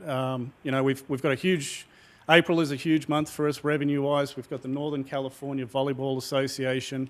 So their second weekend is coming up this weekend. That is a huge revenue maker for us. It's around 600,000 all up. We've got Old Dominion tomorrow night, which is almost sold out. So we get great food and beverage revenue from that. From that, we get some solid ticket rebates from Ticketmaster. So every time you book a ticket on Ticketmaster, you get hit with a whole bunch of fees, as I'm sure you're well aware of. We get a portion of that back. We also get $3.50 for every ticket sold. So Old Dominion, almost a sellout tomorrow night. That's going to be great for us. 2 opening acts, which drives a lot of food and beverage revenue too, as opposed to the Hall & Oates concert coming up later in the year, which I believe is just Hall & Oates themselves. So we're excited about that. We had World of Wrestling earlier in the month, which was a great event for us up at Livestock, and we also had a lively event last Saturday night at Livestock, which was a Mexican rodeo and dance. And for a city boy from Sydney, Australia, that was a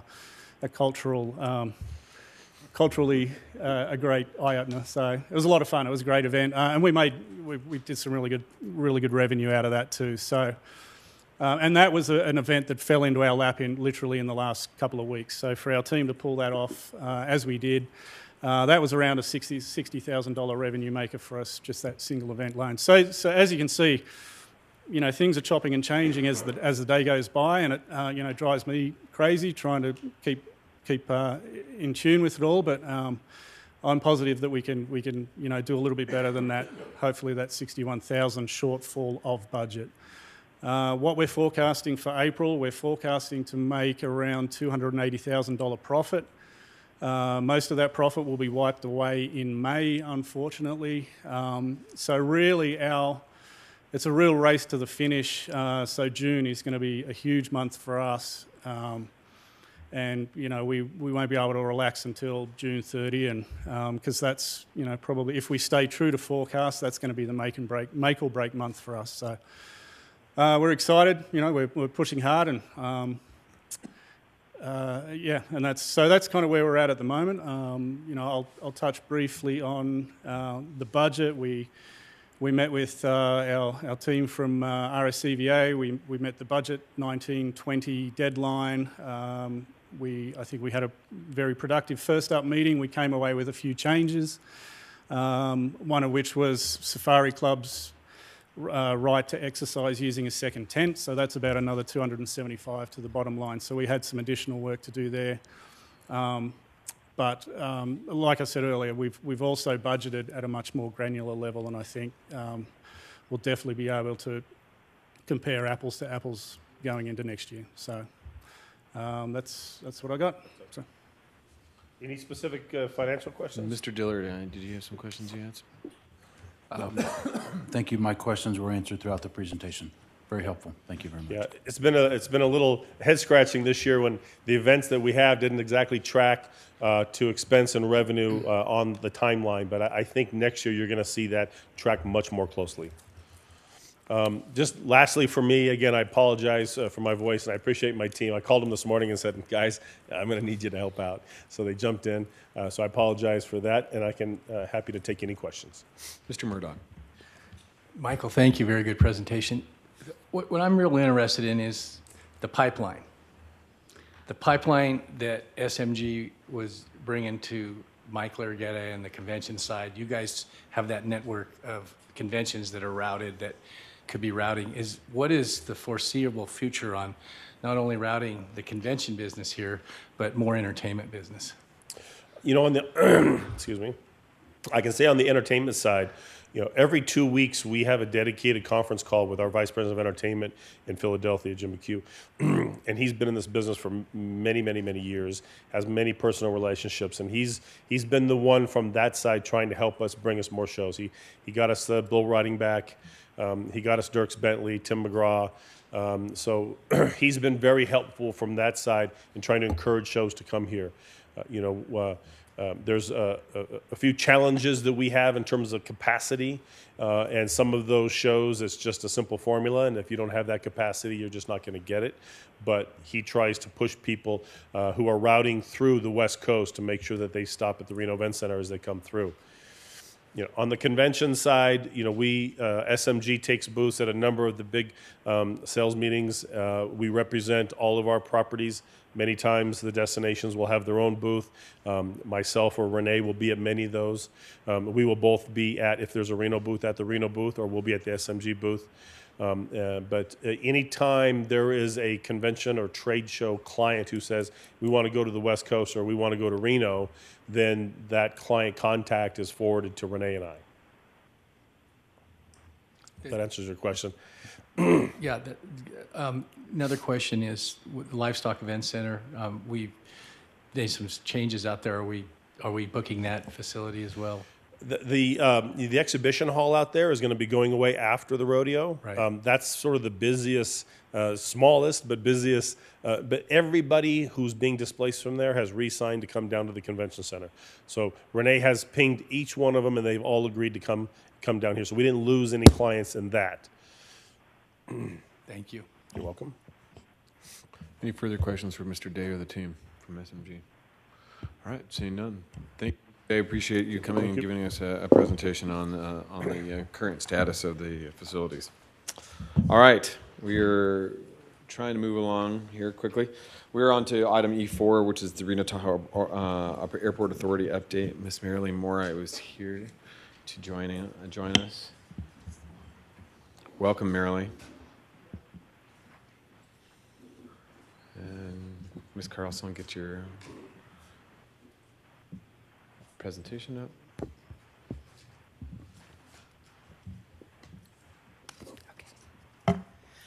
Well, good morning, and thank you so much for the time on your agenda this morning for an annual update from the Reno Tahoe Airport Authority. So, chairman and board members and RSCVA staff.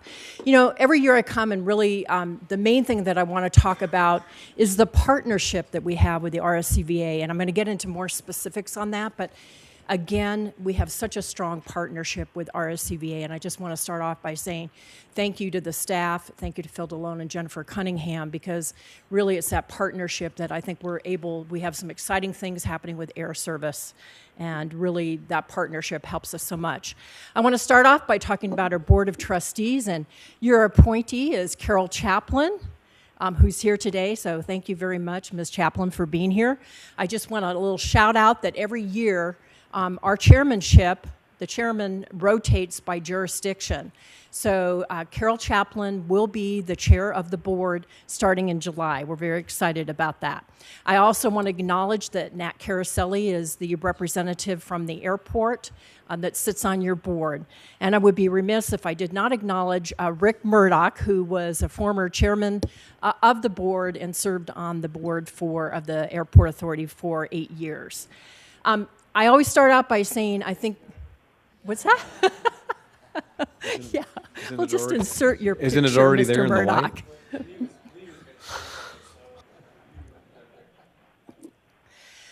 I always like to start out by saying I think that we have the best form of governance that there is. We're an airport authority. We're the owner and operators of Reno Tahoe International Airport and Reno Stead Airport. As an airport authority, I think we're very nimble to be able to do our decision making, have our board take up issues. Otherwise, if you're not an airport authority, you're governed by a county or a city, and those county or city, they deal with so many different matters. It's really great to have a governance model where our board is only dealing with the issues of the airport. There are 9 passenger airlines serving Reno Tahoe International Airport, 3 cargo airlines, 3 runways, 23 gates. We are a 24/7 operation. A lot of people, I don't think of the airport as an economic engine for the region, but we just updated our economic impact study last fall. We hadn't updated in about 6 years. And what we came out of that study is that we generate $3.1 billion a year for Washoe County and $52 million in tax revenues for Northern Nevada, and $11 million alone goes for the Washoe County School District. We are the 63rd busiest airport in the U.S. We do not use local taxpayer dollars. We operate on the fees and rents collected from our airport tenants. One of the most important things that we look at doing is trying to generate more revenue. 65% of our revenue comes from non-airline sources. And that's important because the less that we can rely on the airlines for our operating revenues, that means that we can keep those rates and charges at a modest level for our airlines, to keep those airlines we currently have and to attract new airlines. So again, we generate that revenue if you park at the airport, if you rent a car, if you buy food, if you buy retail. All of those sources help us really operate the airport. We're very proud of this route map, and we would not have this route map again without the assistance of RSCVA. A couple of years ago, we finally got JetBlue and with service to JFK. That was an important milestone for Reno Tahoe International. And of course, after that, they added Long Beach service as well. And we are working on hopefully in the future to have JetBlue serve Boston. That would be another great milestone for the airport. Another important milestone was a number of years ago that we got Guadalajara, Mexico on Volaris Airlines. They operate 3 times a week, 4 times during busy periods to Guadalajara. We've beefed up service really in the San Francisco Bay Area and down in the Los Angeles market. And the red lines are nonstop service. The dotted lines are seasonal service that we have for the airport. And many of those seasonal service destinations, we're really working to make them daily service year-round for the airport. Just to talk a little bit about the numbers, and I want to get into the question that was also asked on our numbers. Last year, in 2018, we had 4.2 million passengers go through Reno Tahoe International. That was almost a 5% increase in passengers. The year before, in 2017, saw a 10% increase in passengers. So we're really going in the right direction. On your numbers that you have in your packet, those were our February numbers, and those numbers represent a 3.4% increase in passengers over February of the previous year. But more exciting is really the number that we were looking at for March. We had our preliminary numbers are really looking at almost an 8% increase in passengers. And of course, March is always a very, very busy, one of the busiest months for the airport. A lot of spring break, a lot of ski traffic going through the airport. But the numbers are certainly going in the right direction. I mean, having lost a number of passengers, again, we now are up where this slide says 45 months of consecutive growth. Counting March, it's actually 46 months of consecutive growth. I think you're always interested in knowing what markets are we looking at. So we think that there is really potential for certainly more service in the Seattle-Portland market. We're excited that Alaska Airlines is going to have mainline service to Seattle this summer. So that's something that we've been working on, and certainly RSCVA has been at our side on many, many occasions when we've been up meeting with Alaska Airlines. Chicago, Midway O'Hare, we hear a lot about Chicago. We need to have that year-round on Southwest, and certainly year-round on American is a target. We have service on to Dallas Love Field with Southwest Airlines. Again, Guadalajara, we'd like to see that grow to daily service. We have some limitations, though, that probably is just weekday service because right now our U.S. Customs and Border Protection facility is a Monday to Friday operation.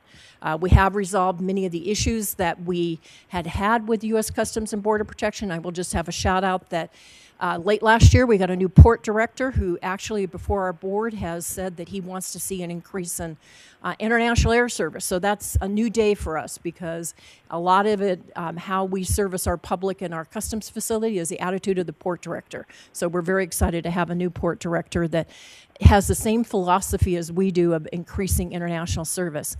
Minneapolis, St. Paul, we'd like to see that year-round on Delta. Atlanta, again, year-round on Delta. We'd like to see that. And JetBlue, many times we have daily service, but not all parts of the year on JetBlue. And so it really is a goal to have that 7 days a week on JetBlue. Las Vegas, we have Allegiant in that market. Certainly in the future, we'd like to also see Spirit Airlines, which would be a new airline for Reno if we were so fortunate as to get Spirit serving Reno in the future. Houston is a recent win for us. Starting April 29th, United will offer this flight daily on a year-round basis. Again, that win for us has been with the help of RSCVA. Domestic target markets, again, we talked about Boston of JetBlue, LA Basin, we need more service. We'd like to see Burbank, Ontario. We often hear about Washington, D.C. Being a market that this community would like to see. It is one of our top unserved markets. A tough one, really, because airlines, why we combine and look at the passengers daily each way that go to the 3 D.C. markets, that's not how the airlines necessarily look at that market. But we continue to work with United and Southwest to look at that. Austin, we did have service on Frontier Airlines to Austin, and they pulled out of that market late last year. And again, we'd like to see Frontier go in or another airline because we think that that's a great market for us. Hawaii. Hawaiian, we'd like to see them potentially serve, or as many of you know, Southwest has started service into Hawaii, to Honolulu and to Maui from Oakland. We're hoping for better connectivity. They're also starting service from San Jose in a couple weeks, and so we'd like to see better connectivity through one of the other Southwest stations to get to Honolulu or Maui. But we'd also like to see. We think that that's a really good target for us in the future. Regional short-haul flights, we're always interested in that. Santa Rosa, Palm Springs, Eugene, Merced, Santa Barbara. And, of course, I'll talk a little bit more about Elko. International, we continue to want to see more service to Mexico. We've also would like to see Panama City in the future. And then if I talk about Canada, Vancouver is really on the top of our list. We've worked at looking at WestJet and Air Canada and made a number of pitches to both of those airlines for service to Vancouver. And of course, when you leave Vancouver, you actually clear customs in Vancouver and come straight back here. Europe, we're still interested. A number of years ago, we had Thomas Cook Airlines looking at seasonal service during the winter to London. We'd like to see that in the future. I think a target for us might have been WOW Airlines, and now they're out of business. And Norwegian Air, we also looked at them as being a potential, but Norwegian just canceled some aircraft orders. So this is a tough market for us, but it stays on our list. I can't say enough for the support of the Regional Air Service Corporation. And I want to thank RSCVA because you have increased your contribution. I think it's $250,000 that you contribute to the Regional Air Service Corporation. And This is so important to the airlines that we have what we call our secret weapon, is that we have the RASC there at our side to not only provide risk mitigation to bring in new airlines, new air service, but also the marketing support to make sure the air service is successful. I also know Ann Silver here is part of your board now. I want to thank the Chamber of Commerce. It was really important for the Regional Air Service Corporation to grow. And the Chamber joining RASC has been really a significant milestone for RASC. But we continue to want to see growth in this, but Regional Air Service Corporation is an important part of really the bringing new air service to the community, and we've got great partnerships with CVBs and different partners, many of who are in this room. But again, we want to continue to grow the pool of money that is available for both marketing and risk mitigation for airline service.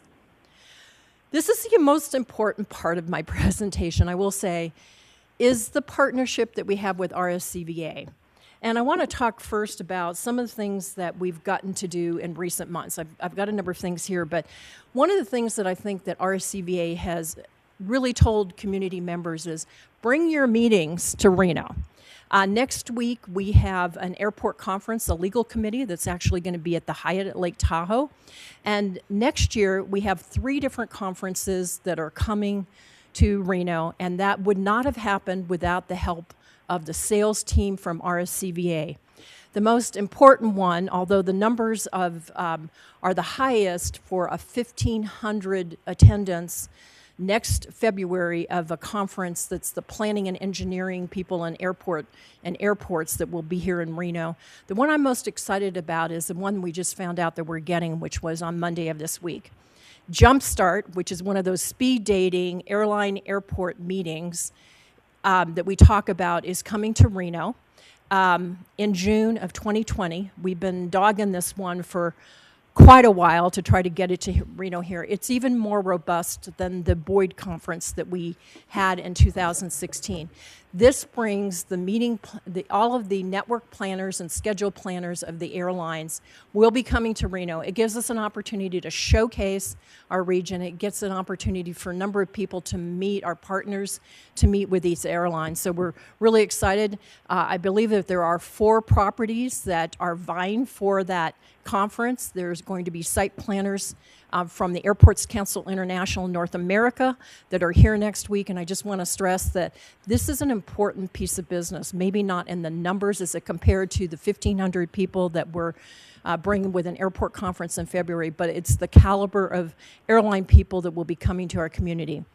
We also have a 3rd conference next year, which is the Southwest chapter of the American Association of Airport Executives that will also be in Reno in July of next year. So important partnership is really working to bring those meetings too. RSCVA is at our side when we have headquarters meetings with the airlines. So important. Alaska Airlines, Sun Country, Spirit Airlines, Delta Airlines. I think it means a lot to an airline to say there is this partnership in the community. So whether it's going out to a headquarters or when we have the good fortune to bring an airline executive to our community, RSCVA always is there at our side. One of the big attractions that we have, our airline executives, they're aviation nerds, and they love to come to the National Championship air races in September. So it's a great opportunity for us to bring those airline folks into our community and host them during the air races. One of the things that I've got to say I think that's gotten much better and much more robust in recent years is the research data that we're getting from RSCVA. All of the visitor analysis to the Reno-Tahoe region, that is so important because when we go out to the airlines, when we are working about in the airlines about new destinations or trying to bring in a new airline here, it's all about the data. Relationships are very powerful, and that maybe helps get us over the top for a new service, but it all starts with having the data and proving that there is a business case for a new airline, for a new route being here. So again, to just talk more about that partnership, I think what we found in recent years is that we've been able to, when RSCVA is courting a group to come here, that we be part of that conversation, because many times what has happened is that a large group thinks that there is a constraint on air service, as was the case in Safari Club. And I think by partnering together, we were able to get over that hurdle. And I think, again, in the future, that will be something that's very important, to be able to partner to bring these large groups. We always want to have a spectacular welcome, whether it be for Safari Club or the Miss America pageant, as we did, I think, earlier this week in terms of welcomes. But it's important that I think that people have a great experience at the airport when they first come in. And so we have our Pause for Passengers team. We have a Kindness Takes Flight. And we really want to showcase our community by having a welcome table when they come into the airport.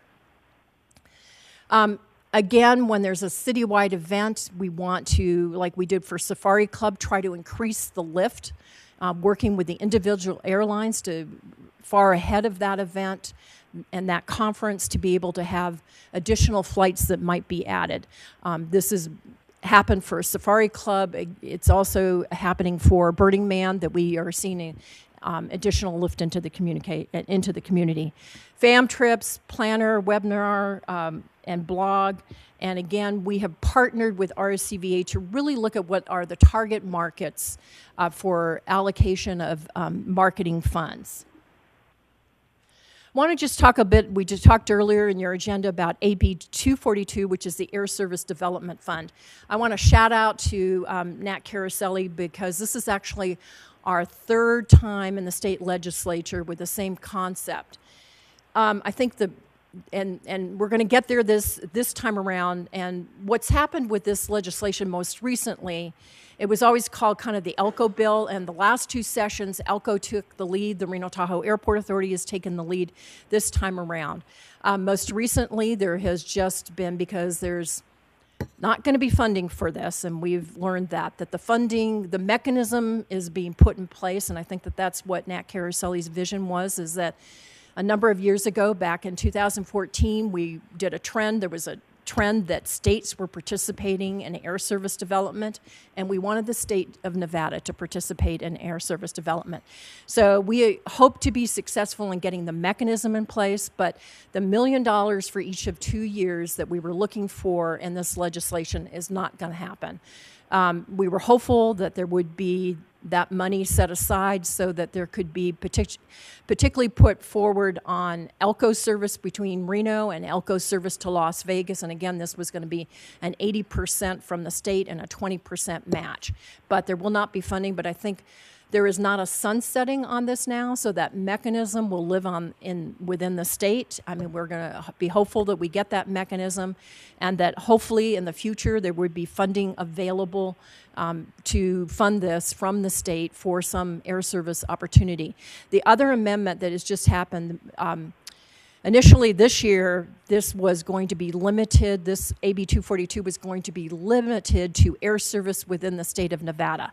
That caveat has been removed, so it actually is now, reads more like the original intent, I think is envisioned by Nat Caroselli, that it could be for any opportunity to a small airport, a non-hub airport, or a small hub airport like Reno Tahoe International.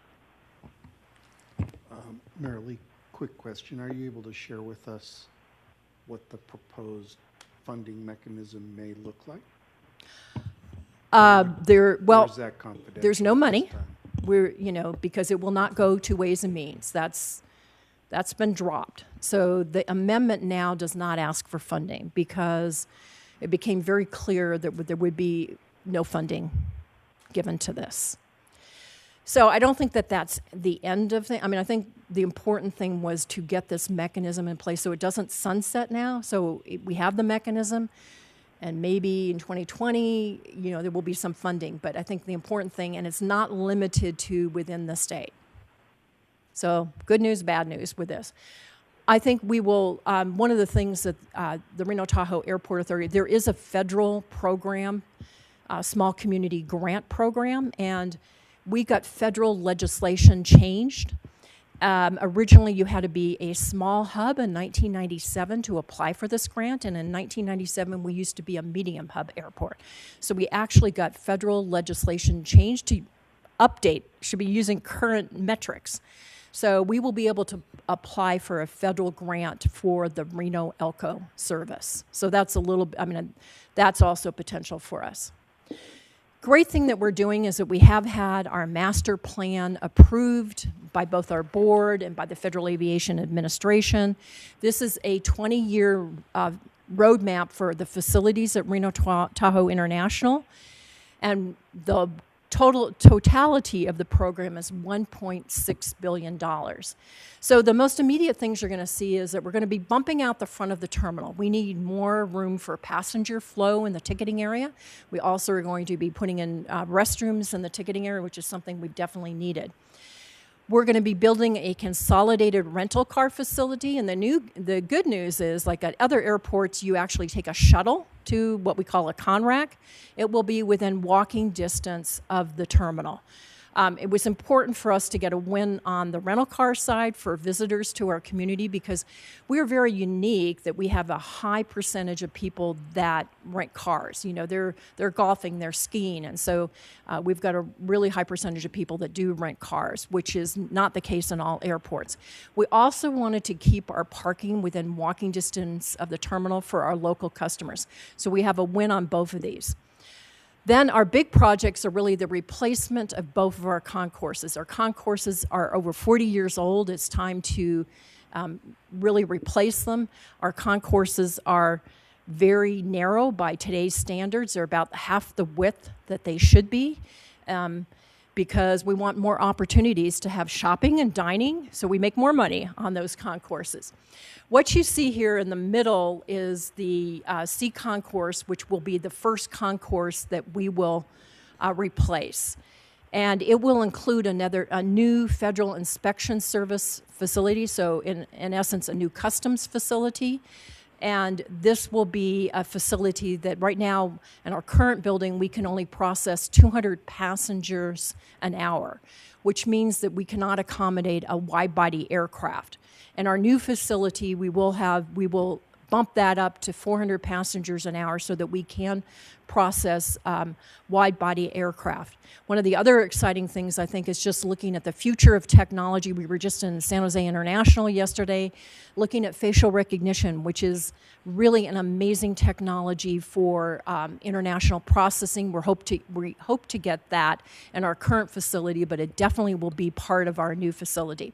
Then to the far right is a replacement for Concourse B, and then on the far left you see also the ability past the 20-year mark to have another new concourse. So again, you see our parking structure right across the street. We're going to increase. We need more parking. We are closing particularly our surface parking on a regular basis. And you see to the north that we have our rental car area, and again, that will be within walking distance of the terminal. Huge win for us. We have really focused on improving food, more healthy food, more food options at the airport. We opened, it was just almost a year and a half ago that we opened a common use escape business lounge, and that is where any passenger can pay a fee if they pay ahead of $40 to use that facility or $45 a day of the service. But if you're an American Express Platinum member, you get into the Escape Lounge free. And I can tell you that that lounge is very full, and there's a lot of Platinum American Express people in this area. Colin Smith is the caterer. He is the chef for that facility, and we've had really, really positive feedback since that opened. We were very excited last December to finally get Vino Volo, a wine bar here in Reno. So as you come out of the TSA checkpoint area at the top of the escalator, there's Vino Volo, and right next to it is the Verdi Market. And the Verdi Market is all made in Nevada products. So both of these, the Verdi Market and the Vino Volo, are doing very well since they opened in December. A lot of fresh food to go out of that Verdi Market that you can, grab and go, pay for that, and take it on the aircraft with you. More food changes coming forward. We're going to be getting, probably by May, a Subway will be opening on the C concourse that will join. You'll have the choice of Subway or McDonald's at the airport. And then Harley Davidson is opening a apparel, a shop in the main lobby of the airport. The other thing you probably have seen if you're wondering what the construction at our main entrance to the airport is, that's an Aloft Hotel, a millennial hotel, which will be opening in January of 2020. We're very excited about that. If you order more towels, they'll bring it via robot to your room. But I think, our Hyatt Place has been very successful since it opened back, I believe, in 2008. And we expect the Aloft Hotel also to be successful. I have experienced the robot bringing the towels to the room. He's very cute. Customer service, we always are looking at customer service, 6.45 out of our 7. We continue to stay connected with our customers to know what we need. Like I talked about, really focusing on better food. The feeling of safety and security. Safety and security is our number one priority at the airport, so we always really want to see a high rating, and we've achieved that. Again, the ease of the pickup and drop-off at the airport. TSA, we always get, I think, feedback that our TSA is more friendly than elsewhere, so we're really, really glad. And again, thank you to the board for really, during the government shutdown, your generous contribution to our TSA employees was so appreciated. Uh-oh. I'm going to be quickly run for this. I know I'm getting long on time. General Aviation at Reno Tahoe International. We have Atlantic Aviation on the east side of the airport, $15 million investment. I think as our community grows, what we're going to see is more corporate aviation. We just had a request for proposal out on the street, and we're looking at more growth, really more opportunities, more corporate aviation on the east side of our airport. Since 2008, we've had Dassault Aviation Services. They really are the maintenance for Dassault Falcon Jet aircraft on the West Coast. I would be remiss to not talk about Reno Stead Airport, 5,000 acres. It is our gem. There's been a $50 million investment in that airport over the last 12 years. And I think one of the most exciting things is in 2013, the state of Nevada was named as one of the 6 test sites for drones. And in the state, Reno Stead Airport has probably been the most active. Thanks really to Mayor RSCVA. I think she's had phenomenal leadership and drones, and some of the drone testing that is going to be done in downtown Reno in May. Actually, they're going to be doing the dry run for that. You'll be glad they're going to be doing a dry run. That's going to be done at Reno Stead Airport. But all of the protocols for the integration of the drones into the manned airspace have actually happened with NASA at Reno Stead Airport. They've had about 4 different times that they've actually tested at Reno Stead. And I think the good thing is that every time NASA has been testing, they're bringing all the companies that are in this new technology, this new world of the drones. They come to Reno also and to Reno Stead to be part of that testing. They have the opportunity to really experience our area with the hopes that we want to bring these businesses to our area. Because of all of this activity with drones, I serve on the FAA's Drone Advisory Committee. There are only 2 airports on that 35-member panel. Myself and a representative from Los Angeles International. So we're in the big leagues, even we're not a large hub airport. With that, I just want to hand it back to you, Chairman Lucy. I want to thank you personally, too, for your help and helping us with bringing new airline service to the airport, and I'll be happy to answer any questions. Oh, Marilee, I always love going with you and carrying luggage. I'm really good, and it helps me with my shoulders, But you guys do all the heavy lifting, so I really appreciate that. Any questions for Marilee or the board? Mr. Murdoch. Thanks, Marilee. Great presentation. Hey, how important is Burning Man to the airport? Well, I always say next to Safari Club, it's the largest movement we have of, people coming into the airport. I mean, it's huge, and I think we've definitely embraced Burning Man. We have an art exhibit that goes along with it. We see people from 32 different countries that come there. One of the recent phenomena is really what Atlantic Aviation is being seen on the east side of the airport, because more and more you see people coming in on corporate aircraft, companies like Maui Jim, sunglasses. They have the most beautiful aircraft with their logo. But last September, there were so many people. There were Maverick helicopters were ferrying people back and forth to the Black Rock Desert. So a lot of activity at Reno Tahoe International with Burning Man. It's huge. And we're so excited about having Safari Club back because these are equally large movements for Reno Tahoe International. Great. I just might want to segue off that is maybe we can get an update on is Burning Man next meeting, put it on the agenda. What's the status on Burning Man coming back, and are they going to be able to use the facilities? You hear all the press, but what's really going to happen? We actually had a representative at the recent hearing to support Burning Man because it is such a great thing for the airport. And I will tell you that their bus operation that they run out to the Black Rock Desert from the airport, it is so efficient, and they do an amazing job with that bus operation. Rick, to that point on Burning Man, we've sent last week a letter to the Bureau of Land Management supporting Burning Man and the festival. We were quite clear in providing them, data on the economic impact to northern Nevada. We used some air statistics, Marilee, that one of your employees gave us. So we've gone on the record with them in support. Yeah, that number is like 20,000 people. And Mr. Murdoch, I know that also City of Reno and Washoe County have both submitted letters of support to the BLM in regards for the EIS. Any further questions for Ms. Mora?